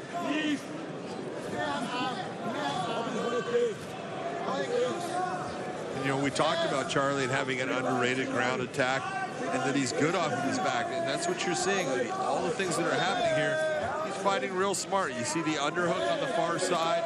That's smart for him to do. As soon as Bak settles down, he brings it back to protect himself. Although Bak is in the top position, he's not doing a lot of damage right now to Charlie Leary. And deep down, Charlie Leary will always have known that at some point he would be in this position. So he'll have had a game plan. I think so. Going into the fight, knowing Soren Bak, he figured, you know, I'm going to end up on my back. My big thing is don't extend anything out. Don't give him anything. And just calmly and selectively just defend yourself to the point where you can either get back to your feet or the round's going to end.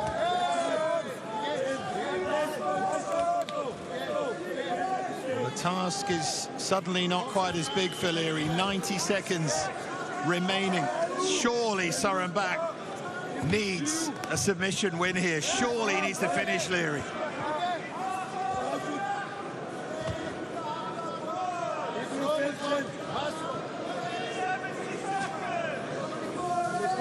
Of course, you can never be sure, but that feels like the logical way to look at it.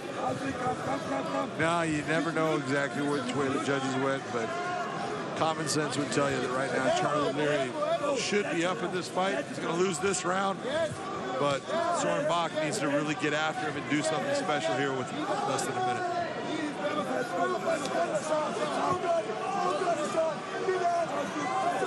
Leary will be, they'll both be aware that that clock is ticking now. We wanted urgency from Soren Bak. He said he'd been soul-searching about not finding a finish. Is he going to dramatically find one here in the final 30 seconds? Now he starts to open up. Now he gets the back of Leary. Leary desperately trying to cling on. I think actually that was a good move for Charlie Leary to give the back. Don't take the shots from the mount. And now just protect your neck. Final 10 seconds. Bak surely needs the finish here. He's looking for that rear naked, but Charlie Leary defending here for his life and maybe for the win. Now it goes to the judges, but what an intriguing, slow burner of a fight that was.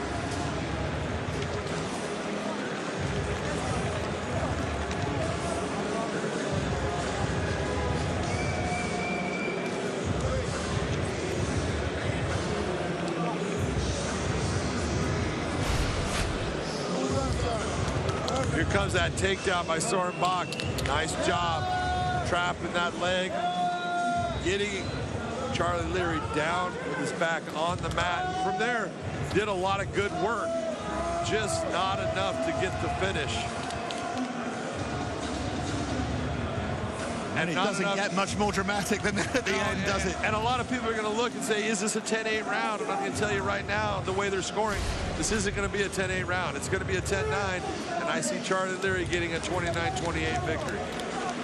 And Charlie Leary has felt a few times that the scorecards have been unkind to him. Lost 6 times by decision. That fight against Tim Wilde, he said he made a tactical mistake when he coasted in the final round and thought that he was unfortunate to lose that. Will fortune favor him here? Certainly feels like he's earned it, and as you've already said, this would be a massive win for him. It's a huge win. When you look at, you know, the differences in age, where they are in their careers, the record of Soren Bak, who he has competed against and who he has beaten, Charlie Leary, this is a big, big win. No back ref of this fight? Chris. Ref to the Leary back fight. Well, they stand and smile, and that's one of the wonderful things about combat sports. And the length of time this has taken makes me think it's going to get interesting. Yeah, exactly. Do we have a split coming? Well, we shall see. Well, Sørenbak has got the Viking costume ready. Let's get now to Michael C. Williams. Ladies and gentlemen, we'll go now to your 3 judges at cage side. Your first judge, Michael Murtha, scores it 29-28, while next judge, Dave Torelli, 30-27, and your third judge, Sal D'Amato, 29-28. All have it for the winner by unanimous decision, Søren, the true Viking.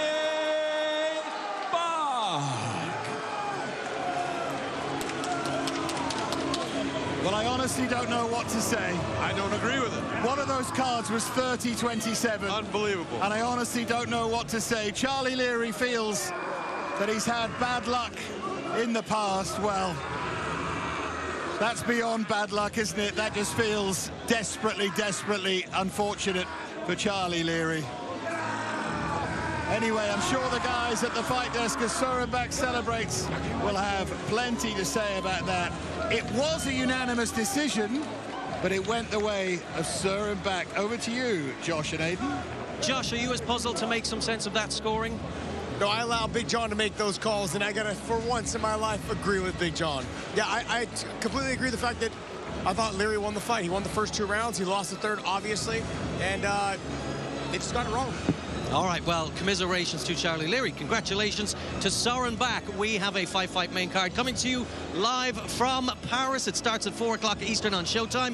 If you're tuning in, by the way, from the UK, you can catch it on BBC 3 at 9 p.m. British Standard Time. The heavyweight champion, Ryan Bader, is in enemy territory to settle a score and faces nemesis Czech Kongo in a World Championship rematch that has been brewing for 3 years and is about to boil over. Also tonight, in a sold-out 8-core arena, Lorenz Monsoon Larkin competes once again at middleweight, and the welterweight veteran welcomes former Marine veteran Kyle Guns Up Stewart to the promotion. Josh, we expected to see Larkin return to 170, where he's defeated some of the very best in all of MMA, but I guess when you beat the former middleweight champion in Rafael Carvalho, maybe a run at 185 makes sense? No, it doesn't make any sense at all. He understands that. His body frame and things like that are just not at where they need to be to fight at 185. But he has not been active, so he's like, look, I'm not going to torture myself to get my weight down, keep my weight down. So he understands, I'm going to get this win, come out here, or he's looking to get the win, I should say. He's looking to get a win against Stewart. And if he does that, he's like, I'm going to definitely go back down to 170. Okay, and for Kyle Stewart, he said it himself many times all this week. This is a huge opportunity on his promotional debut in Bellator MMA. And Lorenz Larkin acknowledged that fact. He said he's a very dangerous fighter because he has nothing to lose. So as well as it being a free hit, what else is Guns Up packing tonight? Lorenz, all he's got to do is just use his footwork, okay? Stewart, though, he needs to make sure he slows him down by doing that. So he needs to press him to the fence, bring him to the ground, try to trap him. You know what? Basically, when you see Rocky chasing the chickens, that's what you're going to be seeing tonight. You're going to see Stewart trying to press him to the fence, get the takedown, make him carry the weight. All right, we'll have to see if he can catch that chicken. Now, fisting fireworks at featherweight. Easy for you to say, Aidan. Thanks very much indeed. Jordan Barton and Fabakary Diatta. This is a bit of a slow burner. It's one that people have been talking about a lot. Let's get now to Michael.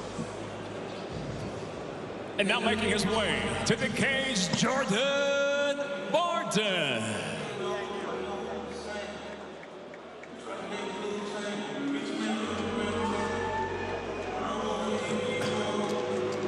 Well, Jordan Barton was involved in a sensational fight last time against Kieran Clark in Dublin. One, though, that eats away at him because he believes that he should have won it. Clark came back from adversity that night and was rightly praised to the heavens. But the other side to that story was Barton's sense that he made mistakes. He made the wrong decisions, and it cost him what would have been a massive win. He gets the chance against another really difficult opponent to put things right tonight. Jordan Barton showed in that fight that, man, he's good. And he had Kieran Clark down on the cards. He was winning that fight. got into the third round, made a mistake, and ended up losing to that rear naked choke. But we saw that this guy can fight. He's good.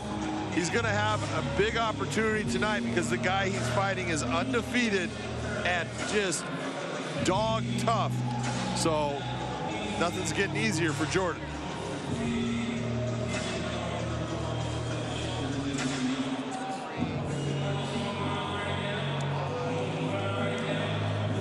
And now, set to make his way to the cage, Fabakari Jetna.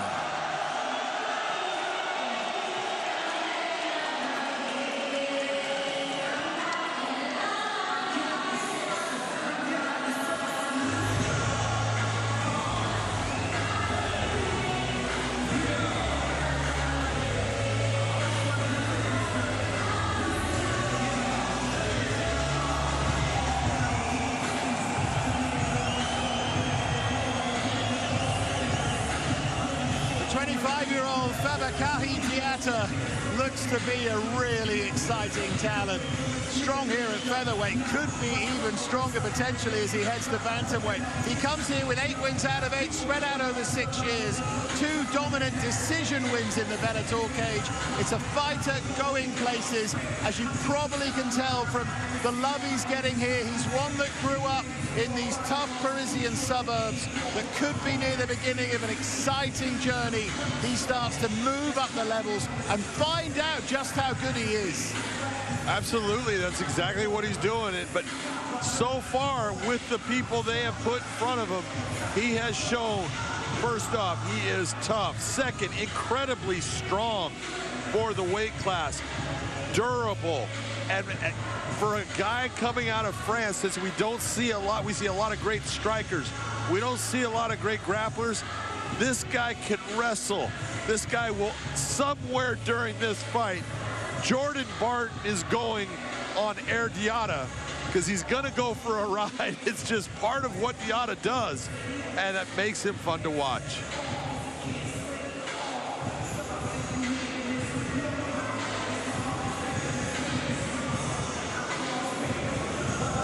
Talks inspiringly about his art, says he wants to surpass himself every day. A constant journey of improvement, part of it, this win against Nathan Rose. And look, Nathan Rose, very good technical stand-up fighter, and Diatta just stood in the pocket with him. No problems, kicks, punches, and at times decided, oh, you're gonna go for a ride, picks him up, and dumps him down. He does it to everybody. That is just part of who Fabakari Diatta is.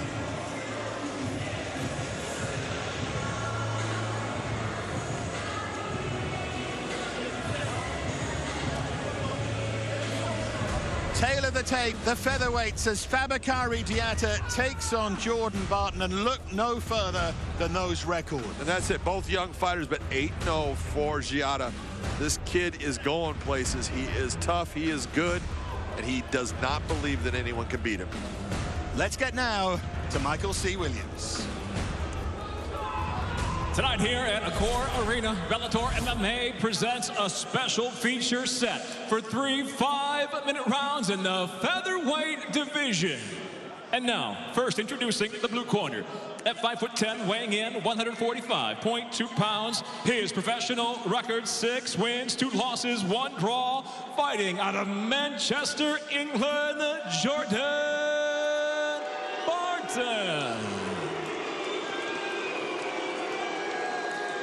And across the cage, his adversary, fighting out of the red corner. At 5'9", weighing in 145 pounds, even, unbeaten inside the Bellator cage. As an undefeated overall professional, he enters at 8-0. He's fighting out of Paris, France. Introducing Fabakari Jetna. In charge, your referee, Mike Beltran.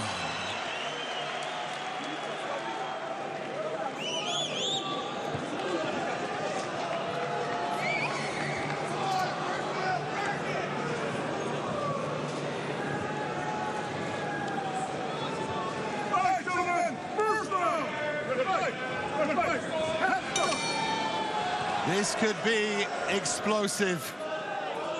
Jordan Barton in those blue gloves, the man from Manchester, the Mancunian, up against this Parisian Fabakary Diatta. Good early work there from Barton. Caught him with a right hand. It didn't really sting him, but good start from the taller man. I like what I'm seeing out of Jordan Barton. Look as he's coming forward. He's looking for that counter. As soon as Giada starts to move, little step back, lets the shot go by, tries to come with the counter.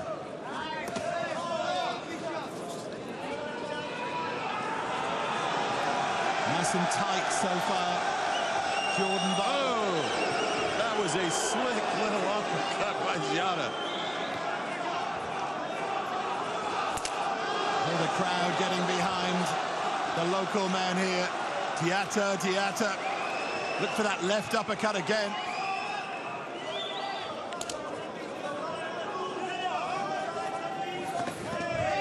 Both of them already using those low kicks. Diatta really stinging with them.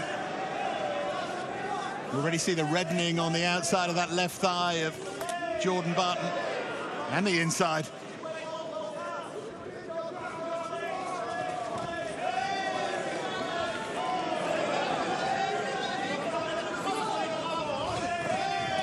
Barton with great work to the body there, left and right hooks. Beautiful work by Jordan Barton, going down low, came back up high, second shot, third shot, right back to the body.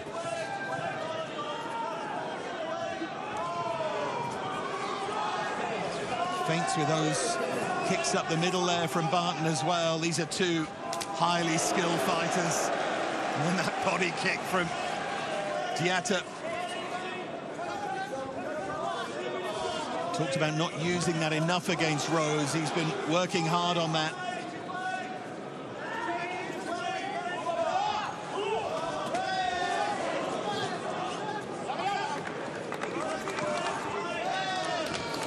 Nice stiff jab by Jordan Barton. A lot of snap on that.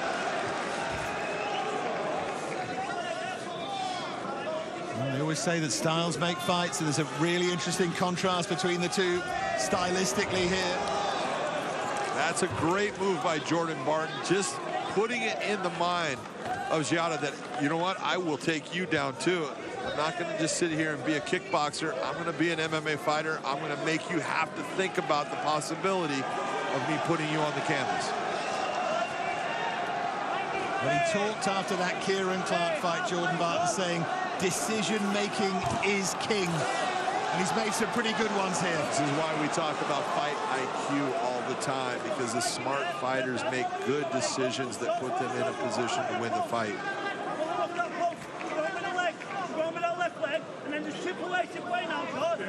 Very nice job. It's hard to see, but Jordan Barton had that leg, the arm laced on the right side. That was keeping Diatta from being able to turn it, and he used that as that let go. He tried to move him out for it, and he ended up in half guard, but it was a really slick move. Trying to get back to his feet, trying not to make a mistake as he did so, and the crowd respond to that.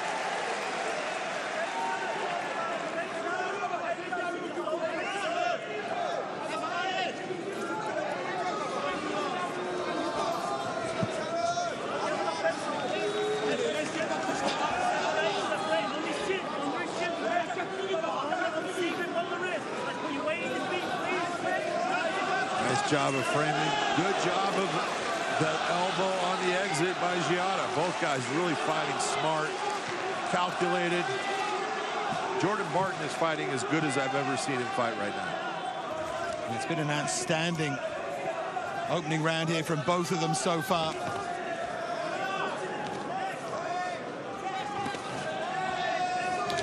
There was some who wondered if Barton could cope with Diatta, but he's coping all right. Coping well, and he's got Fabakary in the position where Fabakary's guessing. That's never a good position. That's not good for you. That means that the other guy is leading that dance, and that's why Jordan Barton is doing well right now.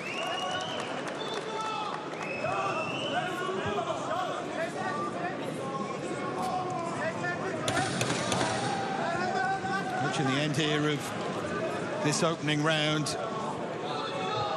One of those that Be a hard one to score. They've both done good work in there. Jordan Barton, like he did against Kieran Clark, has started well here. Started very well. That was a good, clean round for Jordan Barton.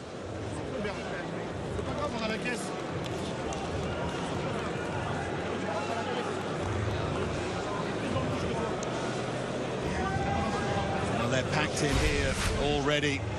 Passionate about this sport here in Paris. Here's some of the good work of Diatta, John. And beautiful combination, ending with the kicks, hiding that kick behind the hands, and then that was the exit when he had him up against the cage.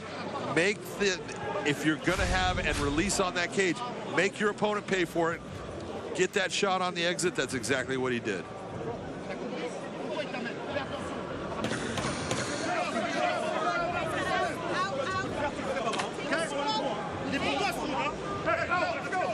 Well, the crowd here to support Fabakary Diatta.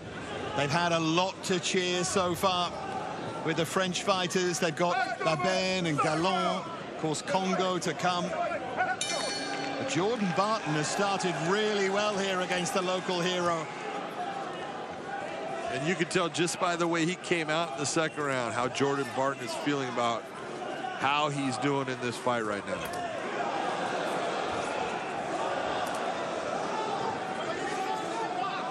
Good head movement as well from Barton. Yeah. Right on cue, he gets tagged. That's it. It's always when you say it. And smart move. Take him down. Let your head clear out. Even if you don't get there, good job of kicking the leg. Now he's got the hook. Both hooks. Barton's in a great spot right here. He's making Diatta carry that weight.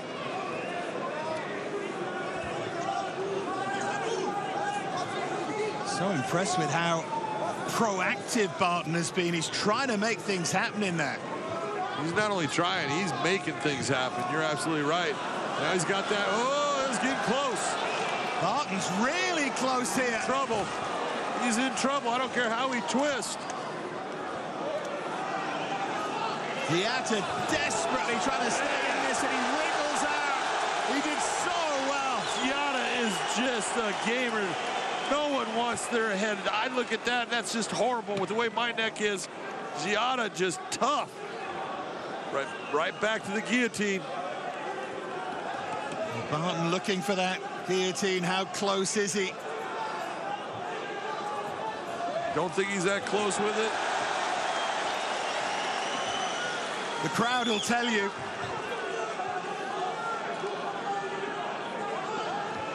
The real question now is how much did that take out of Jordan Barton's arms? How heavy are they? The lactic acid buildup and squeezing hard.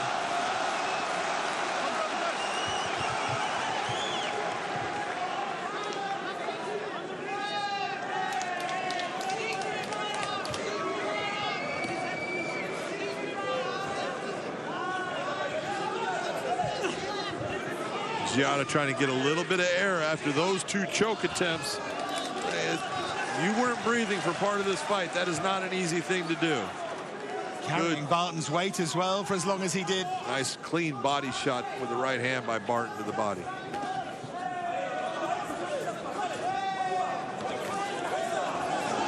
Diatta coming forward now. There's certainly more cleanness in Barton's work. There's good volume from Diatta in the stand-up.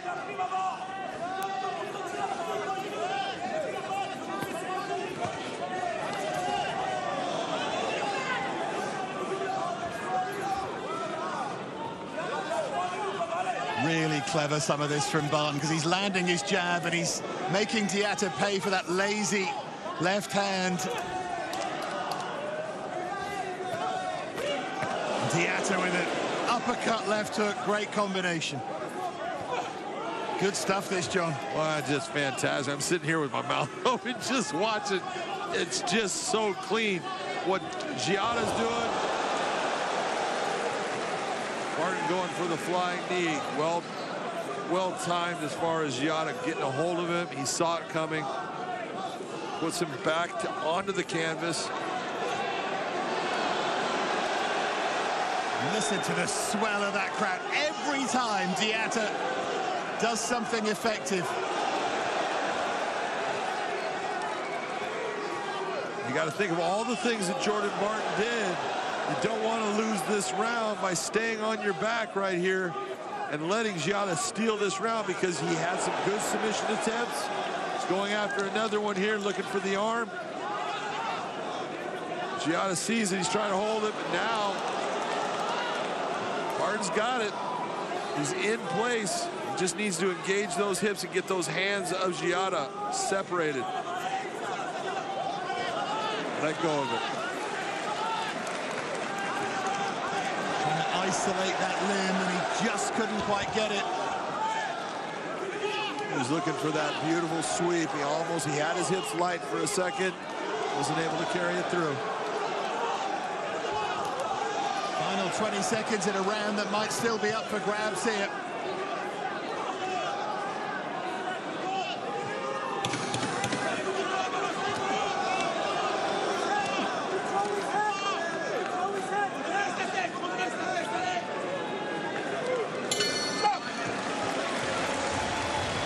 Terrific fight. Terrific fight.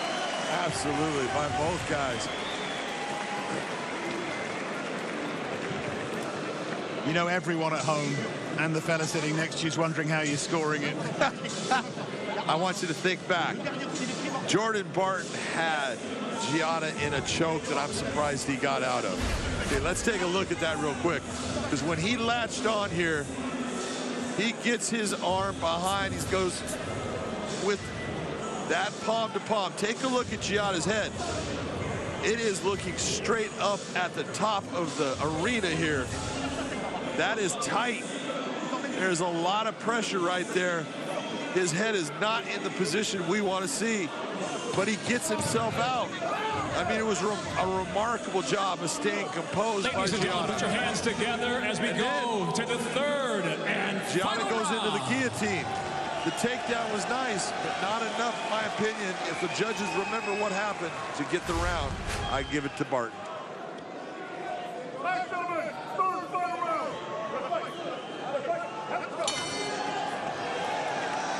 So still up for grabs. It's been high level in there. These are two fighters who rightly can have big ambitions. Cook there from Barton wasn't too far away from landing clean. Giada really putting a lot of steam on these shots now, though. That jab's coming out quick. Here he goes for the takedown.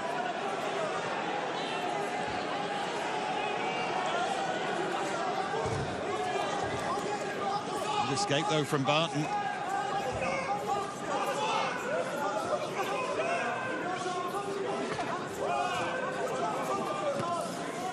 Well, Jordan Barton's been here before in an arena that's passionately supporting his opponent, ahead in the fight, arguably doing well. Is he going to make the right decisions in this third and final round? He's got a chance to put it right, as he said he wanted to. Left hook from Barton. The left hook was beautiful. The thought of the flying knee was okay, but don't get caught in that space where now Giada can get a hold of you. You got him hurt still. Nearly landed with that right cross, and then Giada back onto the jab.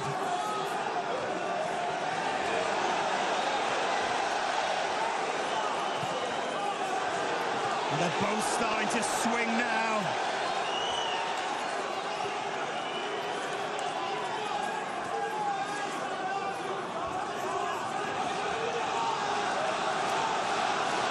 Both making each other miss. And that short elbow from Giada.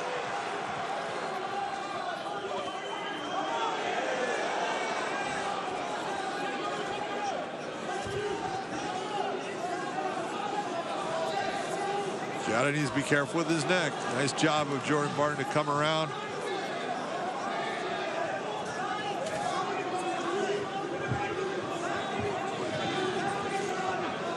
Notice the arm lace here with the right arm.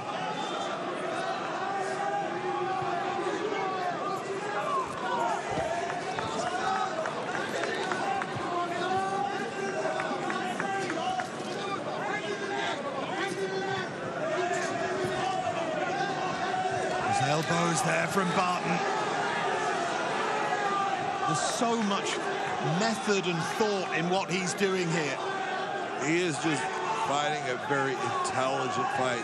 You saw certain things. You saw when he was in the position, the head controlled. That was keeping Fabakari from being able to get himself up. Everything he's doing, the hip ride. Nice job by Gianna to get himself up. Brings him right back down. And you look at that, that is demoralizing when you're Fabakari, because you're working hard to get yourself back up. You get yourself to your feet, and all of a sudden you're being returned to the mat.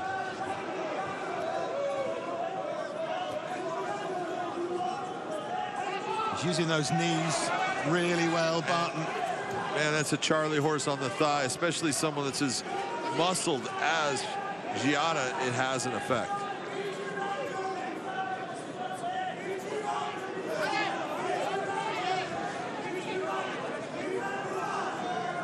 He wanted to prove that he'd learned the lessons from Dublin, and at the moment it feels like he has.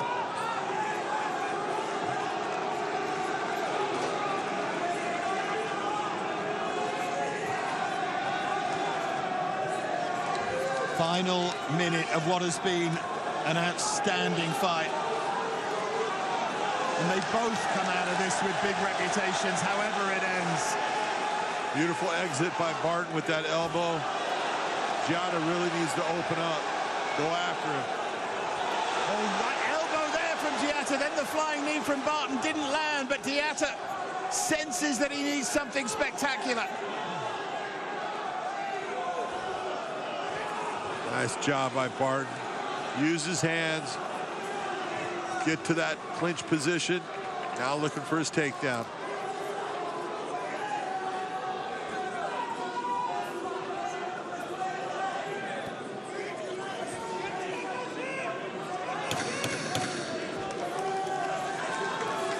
Well, has Barton done enough here? I believe he has. Barton turns and celebrates and thinks he's done enough. But we've learned already tonight not to prejudge anything, so suffice to say, you have him winning. Look, there's no way in the world you can tell me that Jordan Barton didn't win that fight. Take a look, just take a look at the body language of both fighters right now. They know who won that fight. I'm saying nothing. I'm waiting till Michael reads out the scores, but however it ends, it was a great watch. Here's some of the best action from it, John. Some great action. Look at that left hook. And again, see, this is what people don't remember. They don't remember in the third round, Barton hurt Gianna badly with that left hook. And just overall had the clean shots. Remember the body attacks when he went one to the body, up high, back down to the body. Just fought a beautiful exhibition overall. You talk about a guy coming off of a loss, learning things off of that loss, and then putting on a great performance. Jordan Barton put on an unbelievable one. Well, we're still waiting for Michael C. Williams. Which is bad news for me. Which always makes you wonder. And the two fighters stand in the center of the cage. Pleased for Jordan Barton that he felt the agony of that defeat by Kieran Clark and felt that he made mistakes and let himself down, and was desperate, I think, to show the work that he'd done and the mental work as well to learn how to make the right decision, and he did show us that, didn't he? And you're always pleased when that happens for a fighter. Absolutely. Whether or not it's got in the win, we're going to find out very, very shortly. Michael is back in the cage. Call the fighters to the center, and we can hand now to Michael C. Williams to find out. Ladies and gentlemen, we'll go now to your three judges for your decision. Your first judge, Michael Bell, scores the fight 29-28. He sees the fight for Barton. Your second judge, Michael Murtha, 29-28. He scores the fight for Gietta. Your third and final judge at cage side, Sal D'Amato, scores the fight 29-28 for the winner by split decision, Jordan Barton. Barton gets the win. Barton puts it right via a split decision. Great atmosphere in here, but it's gone wrong for the first time. Let's get back up to 8. Thank you, Dave. We are inching ever closer to our main card here at Bellator Paris, and we kick it off tonight with London Shoot Fighters standout middleweight Mike Seabass Shipman returns to the Bellator cage. He is in enemy territory tonight to take on French submission specialist Gregory Babin. It's great to see Mike Shipman back in the cage. Joshy has re-emerged from the pandemic with a newfound love for the sport. So what improvements has that helped him make to an already impressive skill set? We know about the power and the pressure. Yeah, we're just going to find out what improvements he's made. I can't tell you because I haven't seen him yet, and that's the point of tonight. So what he's going to do, he said, look, there's a lot of things that I've changed on and worked on over the year and a half that I've been away because of the pandemic. He's like looking forward to showing all of his new skill sets, and I think it's going to be dynamic because he's a great wrestler, he's got good stand-up, he pushes a pace. And Gregory Babin, we know he's won his last 8 fights by submission, so how careful does Shipman have to be to not make a mistake and leave that neck hanging out? I think in terms of the wrestling aspect, he's got to be careful leaving his neck out and getting those takedowns. If he goes in there, shoots on the double leg, hits the transition, he's got to make sure he's passing guard so he doesn't get caught in that guillotine, okay? And then when he gets to those positions, he wants to avoid being directly in the guard. Some fighters are really good in the guard position from the neck to the triangles to the arm bars. If he can get past in a half guard or get into side control, I think he's got a good chance of winning. All right, we shall see. It is time for our penultimate prelim. Thanks, Aidan. Thibaut Gouti and Lewis Long get it on now, and we can get them into the cage. Here's Michael C. Williams. And now making his way to the cage, Thibaut GT Gouti.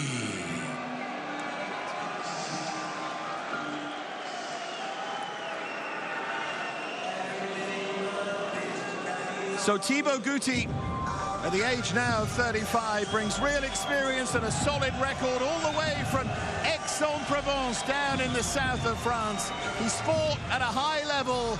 He's found the air there a little tougher in which to breathe since losing to Nasrat Haqparast in October 2018. He's done well domestically, winning 3 in a row on French fight nights. And now, with that confidence behind him, he's ready to test himself in that more rarefied air once again. Dangerous fighter, this fella. Very dangerous, very good in the stand-up and has good ground.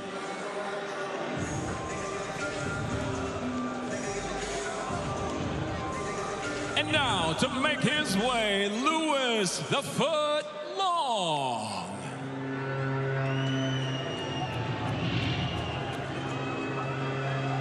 Well, Lewis Long is one of the great characters in an MMA world which is full of great characters.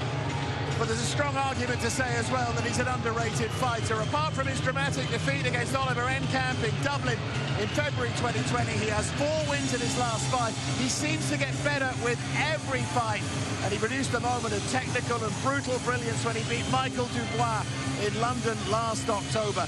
To use his words, he says that we can expect a mad Welshman trying to take someone's head off, but in reality, we can expect someone a lot smarter than that. Don't believe the image. This is a very, very clever fighter.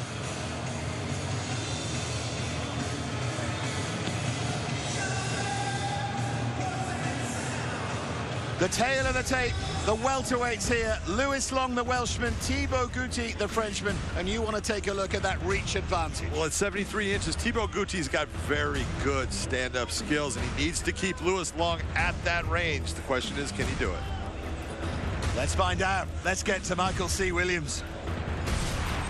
For all those that have just joined on live in the UK on BBC iPlayer, we welcome you to the Bellator 280 prelims here in Paris as we go now to 3 5-minute rounds in the welterweight division. Introducing first the blue corner. At 5'10", weighing in 170.8 pounds. His professional record, 15 wins, 5 losses from Aix-en-Provence, France, presenting GT Thibaut Gouti. And across the cage, his adversary, fighting out of the red corner at 5'10", weighing in 170.8 pounds. As a professional, 19 victories, 6 defeats from Pontypridd, Rhondda, Cynon Wales. Introducing Lewis the Foot Long. And your ref in charge, Brian Miner.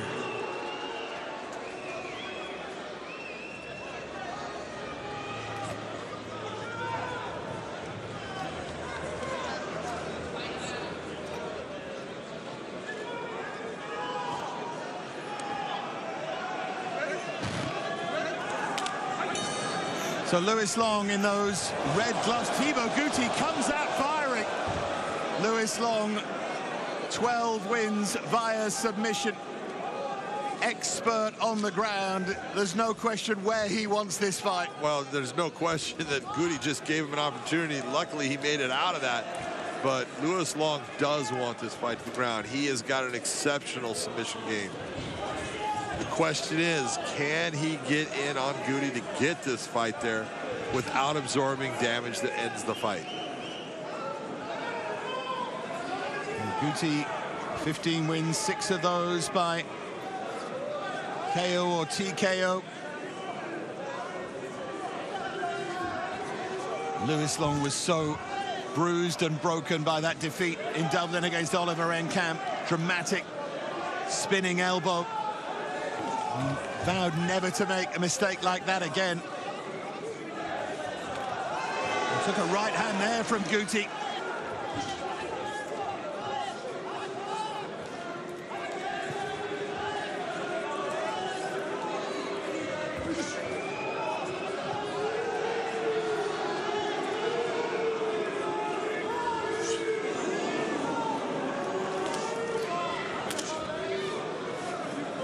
So far, Gouti blocking those kicks from Lewis Long, trying to unload himself here. Gouti has been able to find that range with that right hand, and Lewis Long keeps dropping his left hand just a little bit. Every time he drops it down, Gouti's been able to land a strike. Lewis has got to keep those hands up high.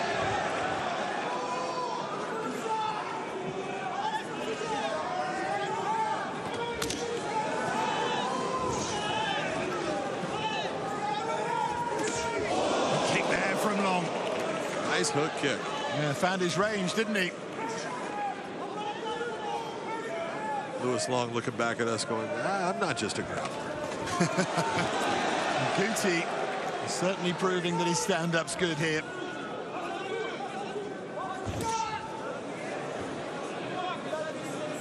Long's targeting that forward leg of Gouti, and he's having some real success with those kicks.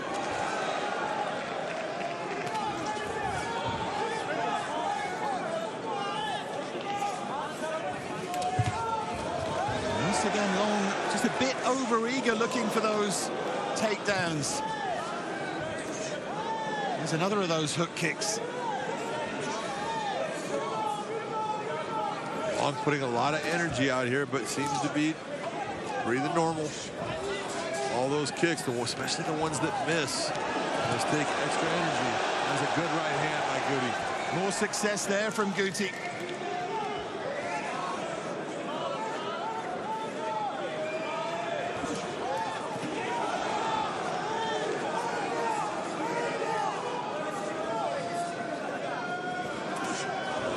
Third time that Long has landed that hook kick now. Not having too much impact on Thibaut Gouti. That was a clean left hook by Gouti on that exit. Some stuff to take down. Lands that shot. That puts it in Lewis Long's mind that maybe I don't want to do that again. Beautiful right hand. Right hand from Long, but there's much more power in those punches of Gouti.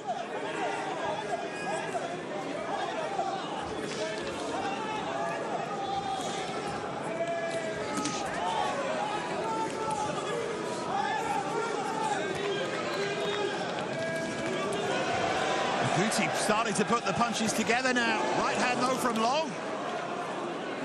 Just when you think, oh, I got him going. Good straight right there from Gouti. feel that sting, Lewis Long. He needs to just settle himself down. Don't look for the knockout, just look to touch him. And the knockout's going to come. There it is. Guti starting to unload, straight right hand. Oh. Long there with that elbow. That was the touch of the Oliver Encaps there from Lewis Long. And then the up kick. Just skimmed by. Blood now to both of their noses. Action-packed opening round here.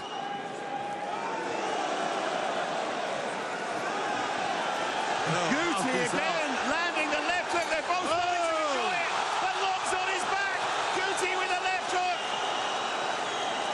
Wow! Right at the end of the round, but Long is in pain here, John.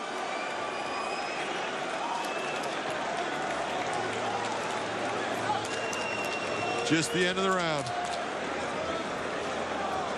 What a shot that was. I know it seems that a lot of people thought he stopped the fight. It was, you could not hear the bell. The referee had counted down. He stopped it once he got to a certain count. Let's take a look at what happened right at the end. Guti goes after him. Beautiful shots right here. This isn't the end sequence. Here comes the end sequence. The gum shield to come out, mouthpiece is out. Lewis Long gets hit with that left hook, and that left hook has been money throughout this fight for Guti.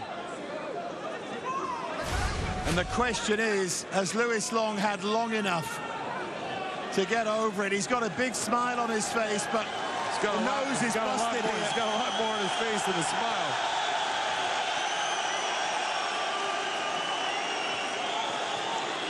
And now this French crowd get behind the French fighter. Look at the smile on the Welshman's face, though. Goes for that kick to the body. The bravery, though, of these fighters is, as we always say, is something else. But Guti at the moment can't miss as Long looks for the takedown that now he desperately needs. You know, Long is talking to Guti. What he's trying to do is he's trying to get him into the brawl.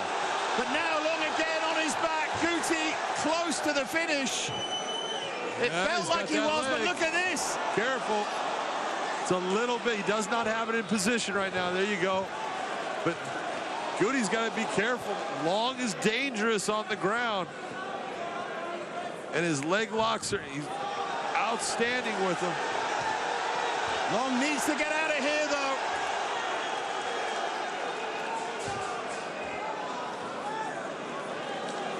His face is a mask of blood now, Lewis Long. His face is a mess.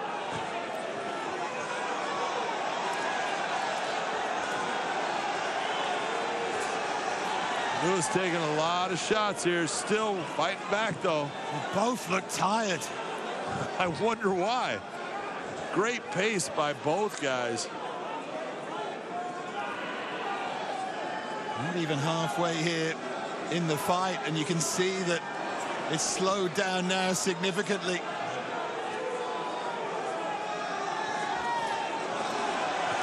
Guti's found some power from somewhere, though. Guti needs to go back to that left hook. He's been able to land that left hook almost every time he's thrown it. Set it up, throw the left hook. He's hurt Lewis Long multiple times with it.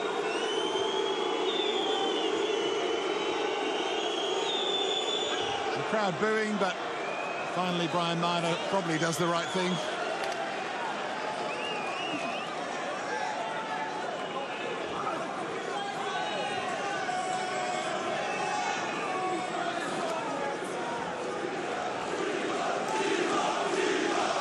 Listen to this Parisian crowd getting behind Thibaut Guti.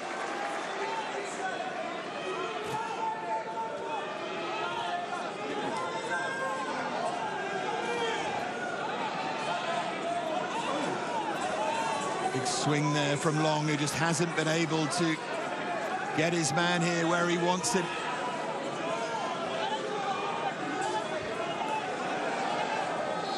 Lewis Long has been as tough as a $2 steak in this fight. I mean, he is just going nowhere.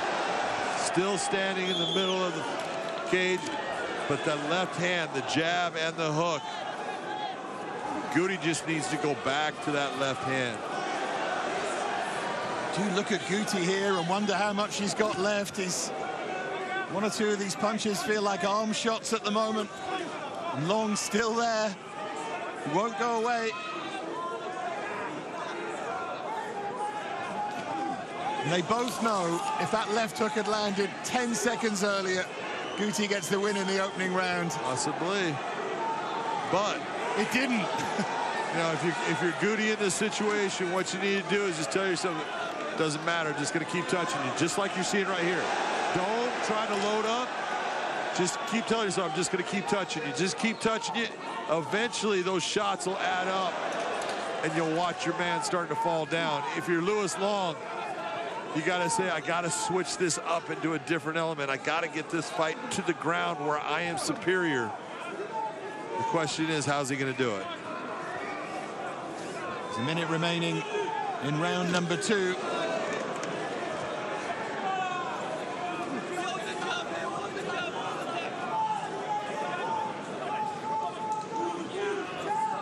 Lewis looking for the swing. Looking for that spinning attack. Nope. That poke. Yeah, Guti apologized straight away there.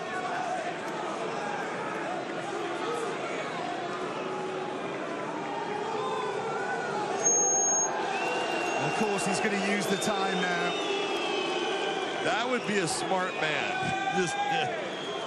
There's no reason to rush back. Get yourself straight. There you see him push twice. Pushed out twice against. That's what ended up catching him in the eye. You gotta love the look on Lewis Long. He's happy to be here. Well, he says his greatest strength is how much he enjoys what he does, however it goes. Well,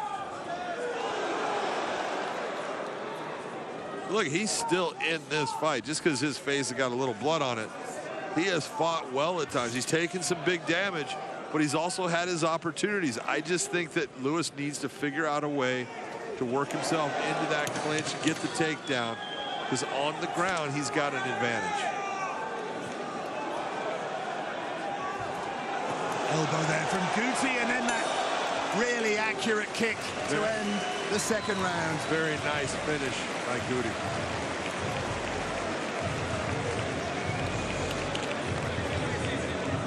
Some of that work from Guti from the second round here.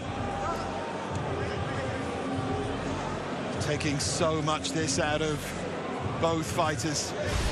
Well, the thing that's really worked for Guti so far in this is that jab and that left hook.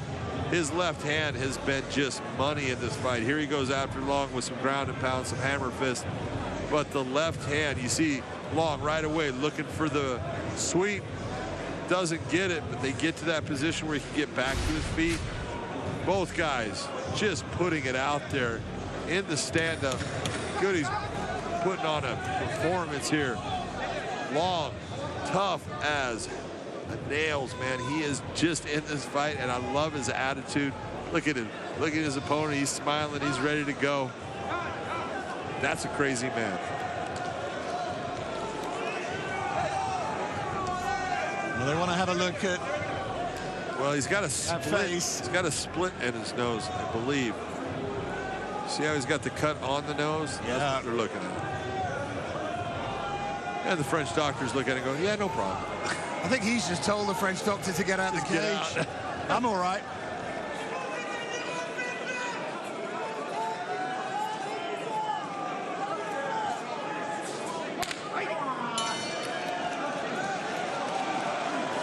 Talking to each other here. They know each other well, used to train together. Long still fancies the job here.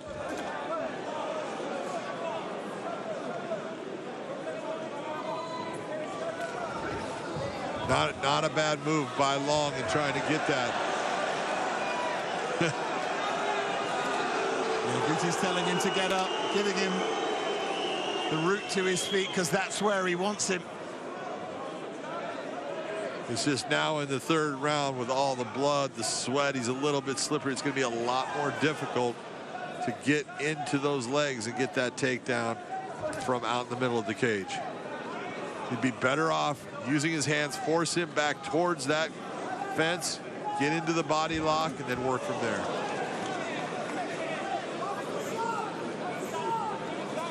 A dangerous question to ask tonight so far, but is there any argument about the opening 2 rounds belonging to Guti? There's a lot of arguing. Have you seen the scores? You know what I mean, though? Is that how yes. you would have it? I would have Guti up. No doubt he's the guy that's done the most damage. He's been the guy that's had the fight-ending sequences. Although you admire and respect the toughness of Lewis Long, you can't give him credit in the scores for it.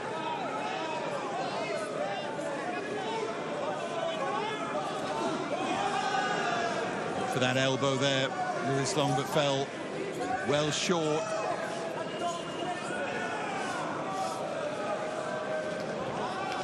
Hasn't been able to find a way to get Guti down.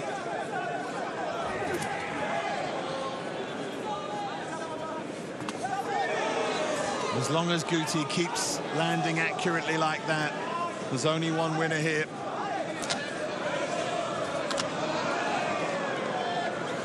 Long bringing some power on those kicks to the body. Guti needs to continue to stick with that left hand. The jab, the hook, all of it.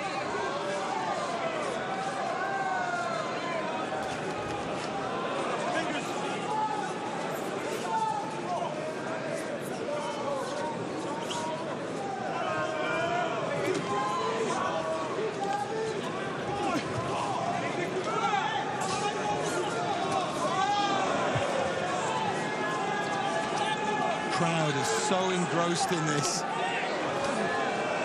Long's having a bit more success at times in this third round. Yeah, he's been able to touch Guti a couple of times. But whenever Guti throws that jab, you watch Lewis Long's head pops back like a Pez dispenser. Right on cue. Yep. The uppercut. Again, the smile on the face of Lewis Long.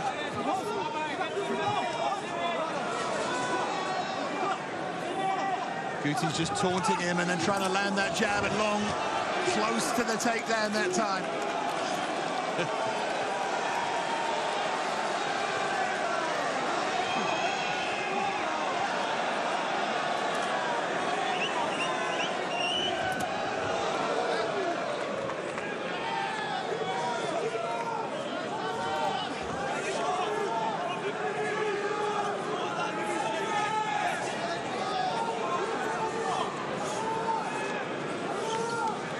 So often this sport is about getting the fight where you want it, controlling it to that extent, and that's what Guti's done cleverly here.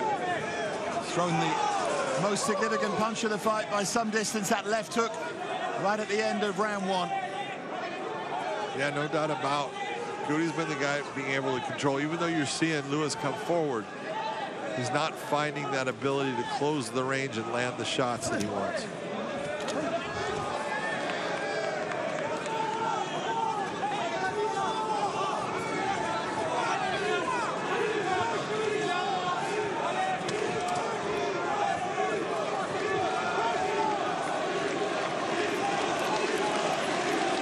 Guti's coasting home here.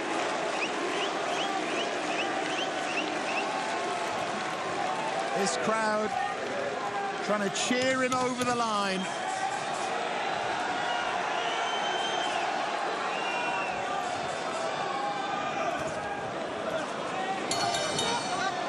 Guti surely does enough, and really Long never quite was able to recover from that punch at the end of the opening round. Much though he tried, he could never get Guti down. No, never got him in the position where he'd have a big advantage. He had the leg lock at one time, but it had slipped past the hip area pretty quickly. Guti was able to just dominate the stand-up, and that left hand, the jab, the uppercut, the hook. I mean, it was money for him throughout the fight. percentage-wise, he had to hit that thing at least about 60%. Incredible. Well, they're both needing a fair bit of patching up here. Thibaut Gouti make it 4 wins in a row. If he gets this decision, it never quite worked out for Louis Long. Some big names on view later on, and Yoel Romero and the crowd here excited by that. They can see those pictures on the big screen. He is in the house. Big fight against Alex Easy Polisi coming up later on. He looks really well this week, and he looks cool and calm on his way in. Let's get up now, though, to Michael C. Williams. Ladies and gentlemen, we go now to your 3 judges at cage side, where all 3, David Torelli, Ben Cartridge, Sal D'Amato, see it exactly the same, 30-27. I'll have it for the winner by unanimous decision, GT Thibaut Gouti. Gouti gets it by unanimous decision. We got a lot more coming your way. One more prelim to come, and then, of course, so much more. Next Friday night, Bellator MMA returns to the Oval Arena, Wembley, as London's own #1 ranked Michael Venom Page collides with Logan Storm Storley for the interim welterweight world championship. Then the Bellator cage returns stateside Friday, June 24th from Mohegan Sun Arena for yet another title tilt. Middleweight world champion Gegard Mousasi looks for his 50th career victory when he faces undefeated Johnny Eblen. It's a globe-trekking Bellator championship extravaganza only on Showtime. Let's go. Heavyweight champion Ryan Darth Bader heads to France. Heavyweight title on the line for a towering title rematch against French legend Czech Kongo. 1 win away from the biggest victory of his storied career. And this time, they look to leave no doubt. Kongo unloading, Bader exploding As the city of light becomes the city of fight. Bellator Heavyweight Championship on the line. Bellator MMA live from Paris. Bader vs. Kongo 2 today on Showtime. So we have Niedzielski against Carvalho, our final prelim. What a night of prelims so far. Let's get them into the cage for the final one with Michael C. Williams. And now ready to make his way to the cage, Piotr Niedzielski.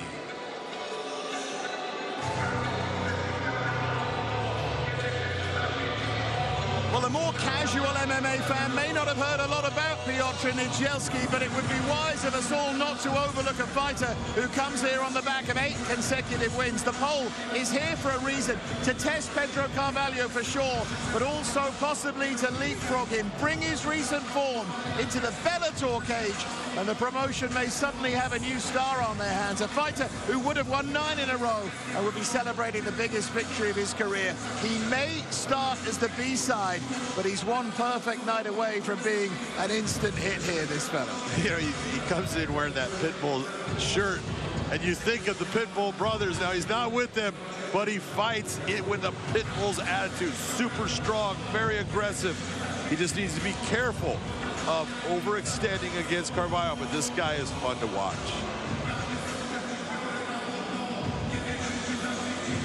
And now making his way, Pedro the Game Carvalho.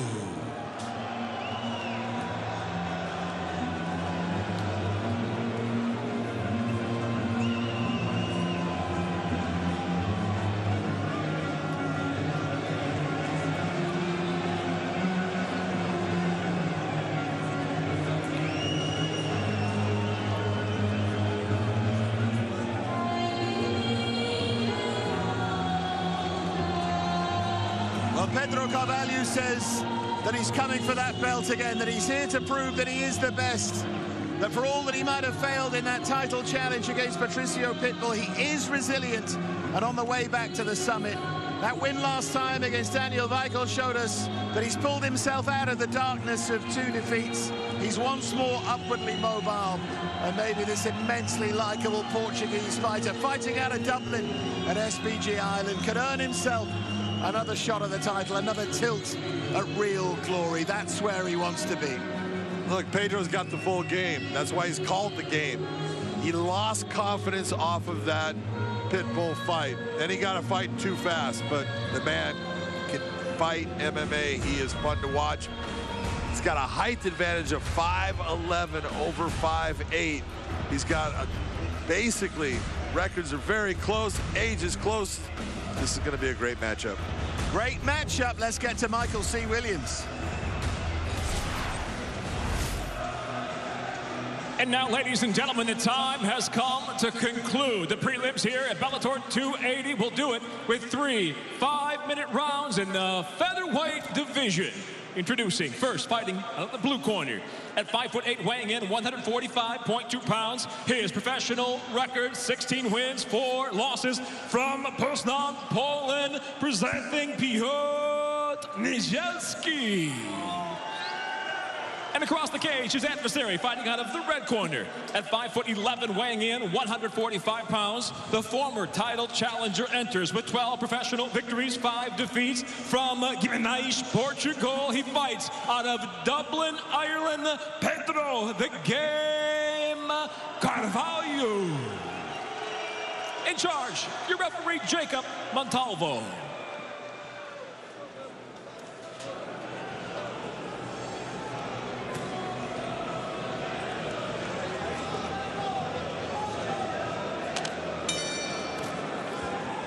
So Pedro Carvalho in those red gloves against southpaw Piotr Niedzielski. This dangerous pole. And what are we looking for early on here, John? Really, from Niedzielski, what you're looking for is look for that straight left hand that he throws down the pipe. It is fast, it is powerful. Pedro puts a lot of pressure on his opponents. He likes being the guy that is putting his opponent on the back foot, and he's good at it. But Pedro needs to change levels when he uses his punches, get into the clinch, and work towards a ground game attack.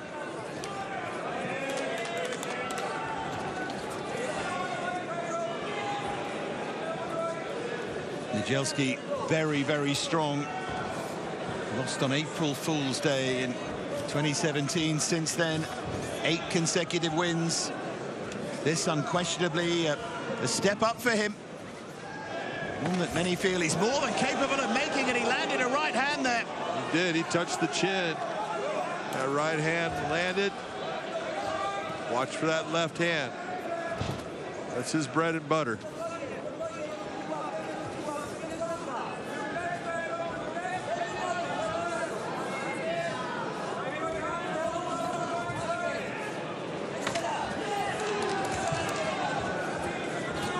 Niedzielski looks really solid at the weight, doesn't he? Big man. At 145 pounds, he looks considerably bigger than Carvalho.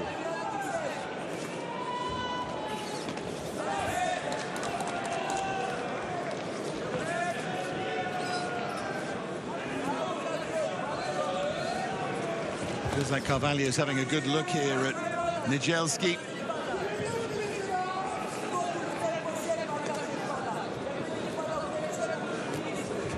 Been on quite a journey already in the sport of MMA and in the Bellator cage, Pedro Carvalho.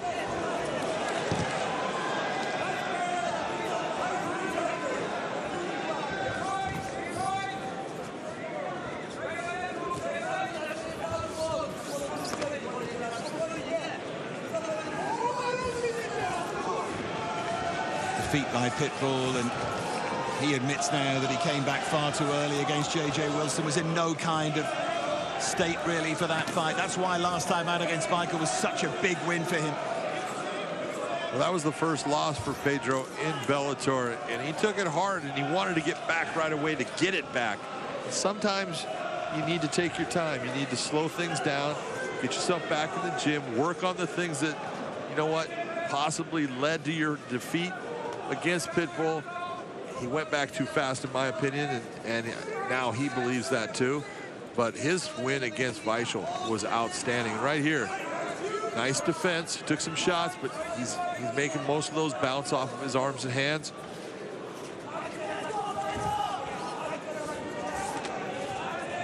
Nijelski is getting through with one or two of these shots. Oh, certainly with that one. Straight left hand that you called, John. That's that left hand that he just, it is his bread and butter, and eventually he lands it. This is where I actually think, even though Pedro's on his back, he's better here on the ground than Nijelski.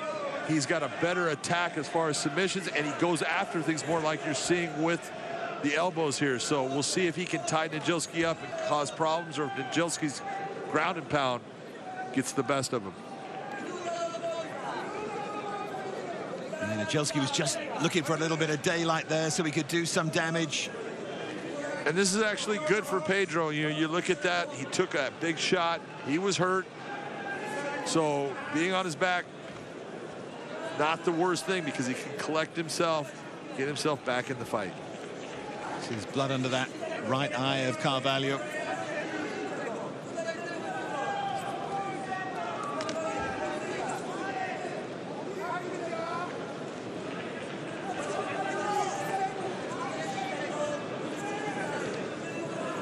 Carvalho doing a pretty good job here. He's doing an outstanding job. I mean, he's kind of like that annoying wasp that's hovering over you, and all of a sudden it's stinging you, and you just can't stop it from doing things, and that's why you see Nijelski back on his feet.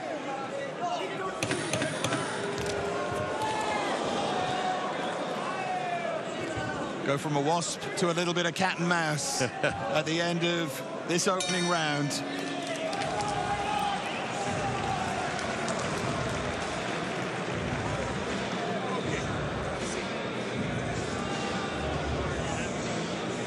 John Kavanagh there with Pedro Carvalho. I think that Nijelski corner, Bartosz Zezieski leading the way there. I'll be fairly happy with that, though. They have to be happy with that. That was a good round. Here comes that straight left hand right down the pipe, right on the chin. He's got power on it. Now, I'm not sure that he should have gone right down to the ground with Pedro at this point. He might have backed off, and if he had backed off, gotten Pedro back to his feet, maybe could have hurt him worse. Pedro did a good job of drawing him down into the ground, using his ground attack to at least slow down what Nijelski was able to do, but definitely that was Nijelski's round.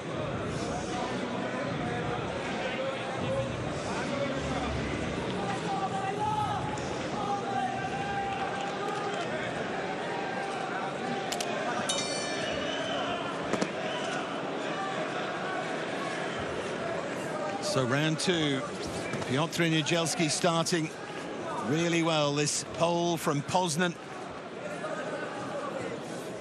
using that size and strength, good boxing ability. That left hand has probably won him that opening round. Here he comes again, Carvalho, again blocking a couple of those shots, but still good pressure from Nijelski. Carvalho using a really nice high guard. Nijelski needs to take a look with as high as Pedro's hands are at times. Think about going down to the body.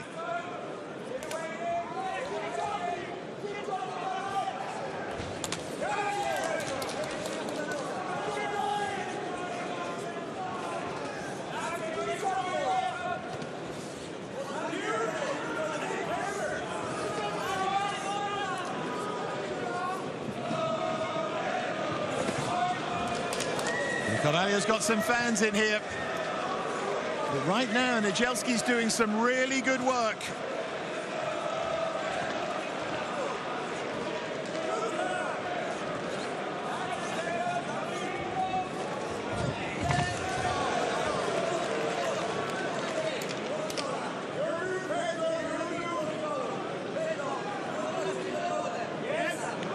Nijelski getting that takedown. Pedro turning. He's going to get himself back to his feet. He's got to watch the knees. I like the pressure that I'm seeing out of Carvalho and what he's doing here. He's got Nijelski on his nice job by Nijelski. That's what I was talking about, his strength and his power. Every time I watched him, he would get into a position, you go, oh, he's starting to fade a little bit. All of a sudden, boom, he would be hitting these big takedowns. I'm like, the man is strong. And when he goes into that blast double, he gets people down. It's almost like a tackle. He trains with high-level fighters in his gym. Boris Mankowski, Mateusz Gamrot, Lukas Radzewski. Really tight team, and starting to enjoy himself in there. Not having it all his own way, but it couldn't have gone much better for the Pole. Right hand, though, from Carvalho was a good shot. Both of them landed good shots right there. Carvalho's still in it.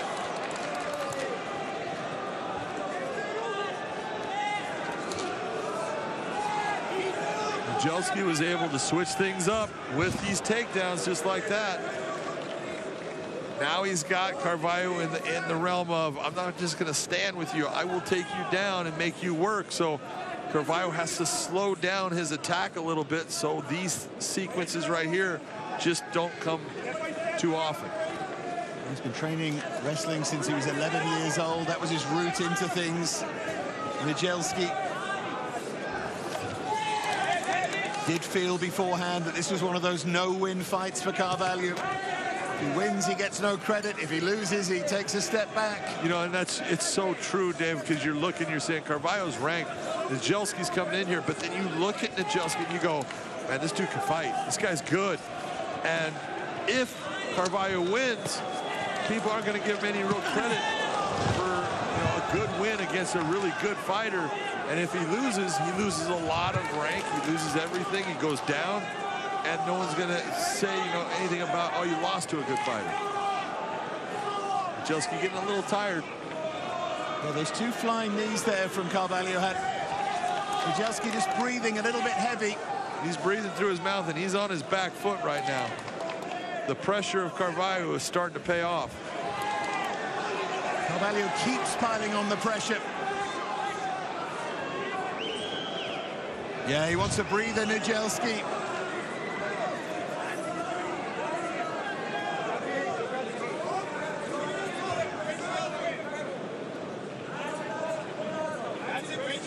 See, the last thing you want to do if you're Carvalho right now is stop. If there's anything that Nijelski wants, it's just slow down for a second. Just stay still for a second. If you're Carvalho, you want to make him work, continue on with that pressure on his arms, make his heart rate continue to climb.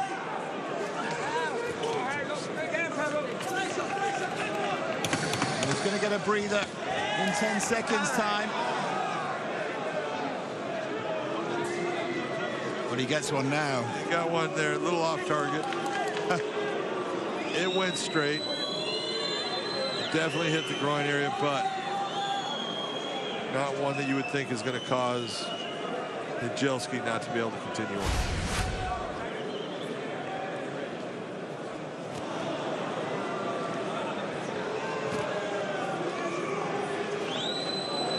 It definitely hits the top. It hits the top of the cup.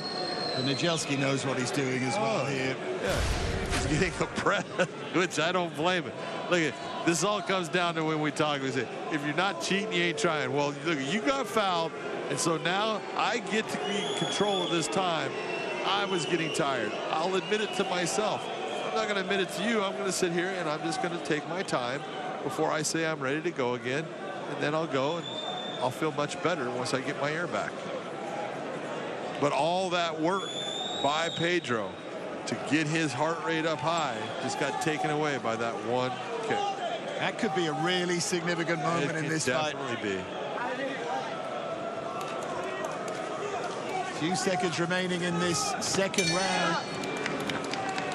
And Nijelski might just be a renewed fighter coming into round 3. This one's still in the balance. How are you scoring it, John? Man, I'll tell you what, this one is in the balance. It could be that, you know, Pedro Carvalho is actually down 2 rounds. It could be that it's 1-1 here because Pedro was really coming on. But I think Pedro needs to do something special here in this 3rd round. Well, we know he's more than capable of that.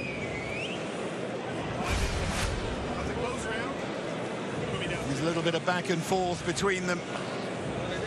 Nice hook to the body, bringing it back up to the head.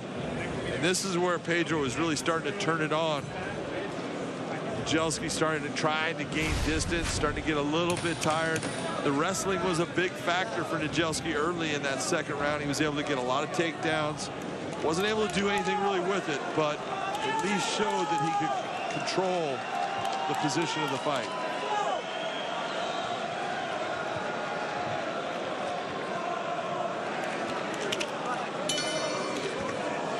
Third and final round then. Pedro Carvalho, as John said, might just need something very, very special here.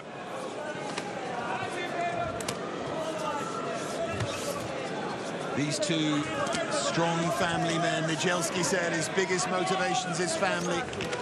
2 children. Pedro has Benjamin and Carlina.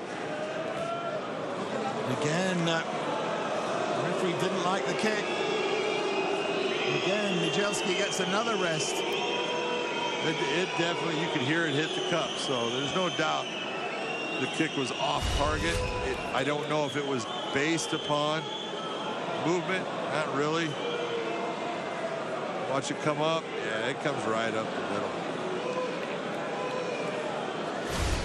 Carvalho was looking up at the big screen, the enormous screen in this arena, and shaking his finger at Nijelski.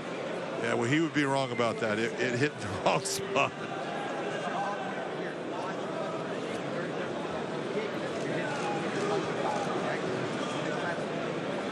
He knows deep down.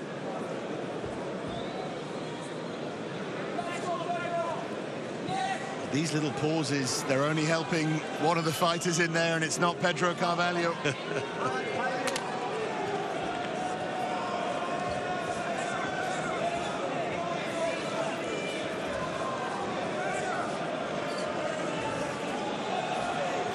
Can he make a dent in this really strong pole?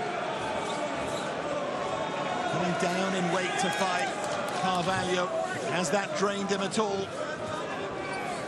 He can definitely put a dent. Like, attacking the body is a smart move by Pedro.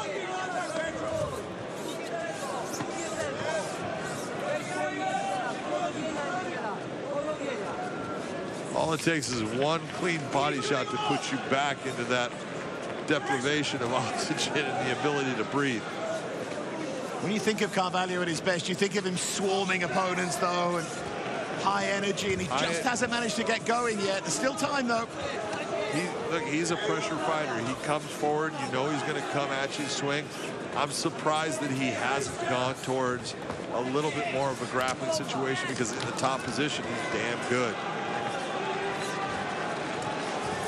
Once again, it's Nijelski looking for the takedown. And when Nijelski almost got into that, what we call that double leg tackle, and Pedro did a very nice job at least getting one leg free to bounce back and balance off of it. Now he's using the cage for that.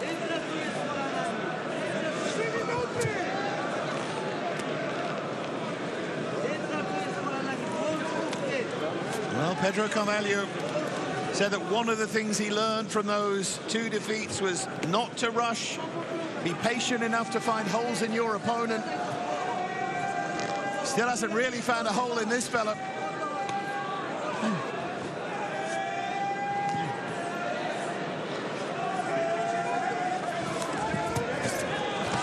Still time, though, for him to do damage. A nice slick move by Pedro. You saw him reaching across, grabbing the offside of the jaw, turning the head out to get away from the clinch.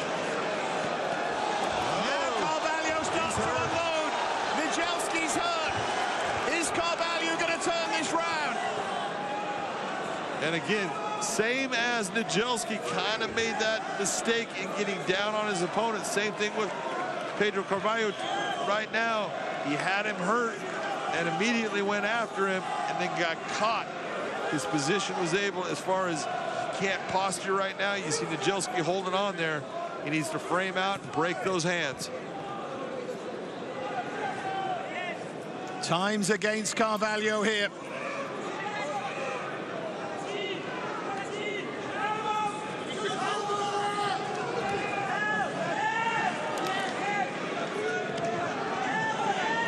Heavy elbows, though. And again, starting to break it down. Is he here, Carvalho? Carvalho needs to continue to do that, roll his arms out and bring heavy strikes, either punches or elbows. Nice elbows shifting over right through the middle of the guard.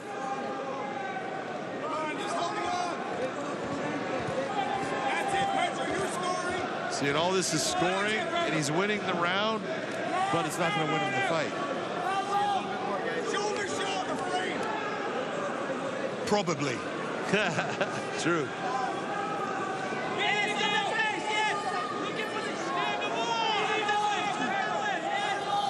It's much better, this from Carvalho, but is it too little too late?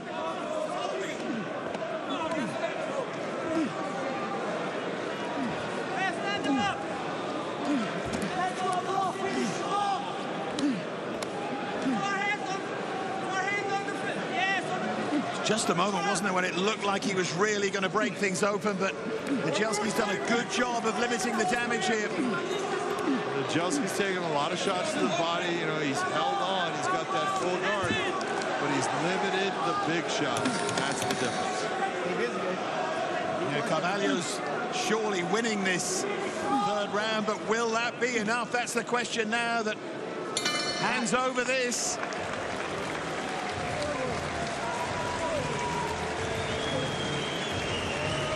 Well, they're all smiles. Carvalho, the showmanship, suggesting he might have done enough. But how would you score it? I had Nijelski winning those first two rounds. I have Pedro Carvalho winning the third. Not enough for a 10-8 round. Good round, but I think Nijelski edges it out. Well, again, it might just take a while to get these scorecards together. Let's take a look at the action then from that third and final round. That was a clean right hand. That definitely hit the target. That's why you see Nijelski tried to hold his position. Beautifully done right there by Pedro. The big problem for Pedro in that position is, look, he's just going for the finish, and I don't blame him. But he misses with the hammer fist and then gets caught in that position where if he had backed off, made the referee stand his opponent up, might have gotten that knockout. Well, the fighters are ready. Michael is up in the cage, and he is ready too. Let's get now to Michael. Ladies and gentlemen, for the decision, we go now to your first judge, Michael Bell, who scores the fight 29-28. He sees the fight for Nijelski. Your second judge, Brian Miner, 29-28. He has it for Carvalho. Your third and final judge at Cageside, Ben Cartledge, 29-28 for the winner by split decision, Piotr Nijelski. Nijelski gets it. Big win for him. We're moments away from our main card, live on Showtime and BBC 3. Heavyweight champion Brian Darth Bader heads to France. Heavyweight title on the line. For a towering title rematch against French legend Czech Kongo. 1 win away from the biggest victory of his storied career. And this time, they look to leave no doubt. Kongo unloading, Bader exploding. As the city of light becomes the city of fight. Bellator Heavyweight Championship on the line. Bellator MMA, live from Paris. Bader versus Kongo 2.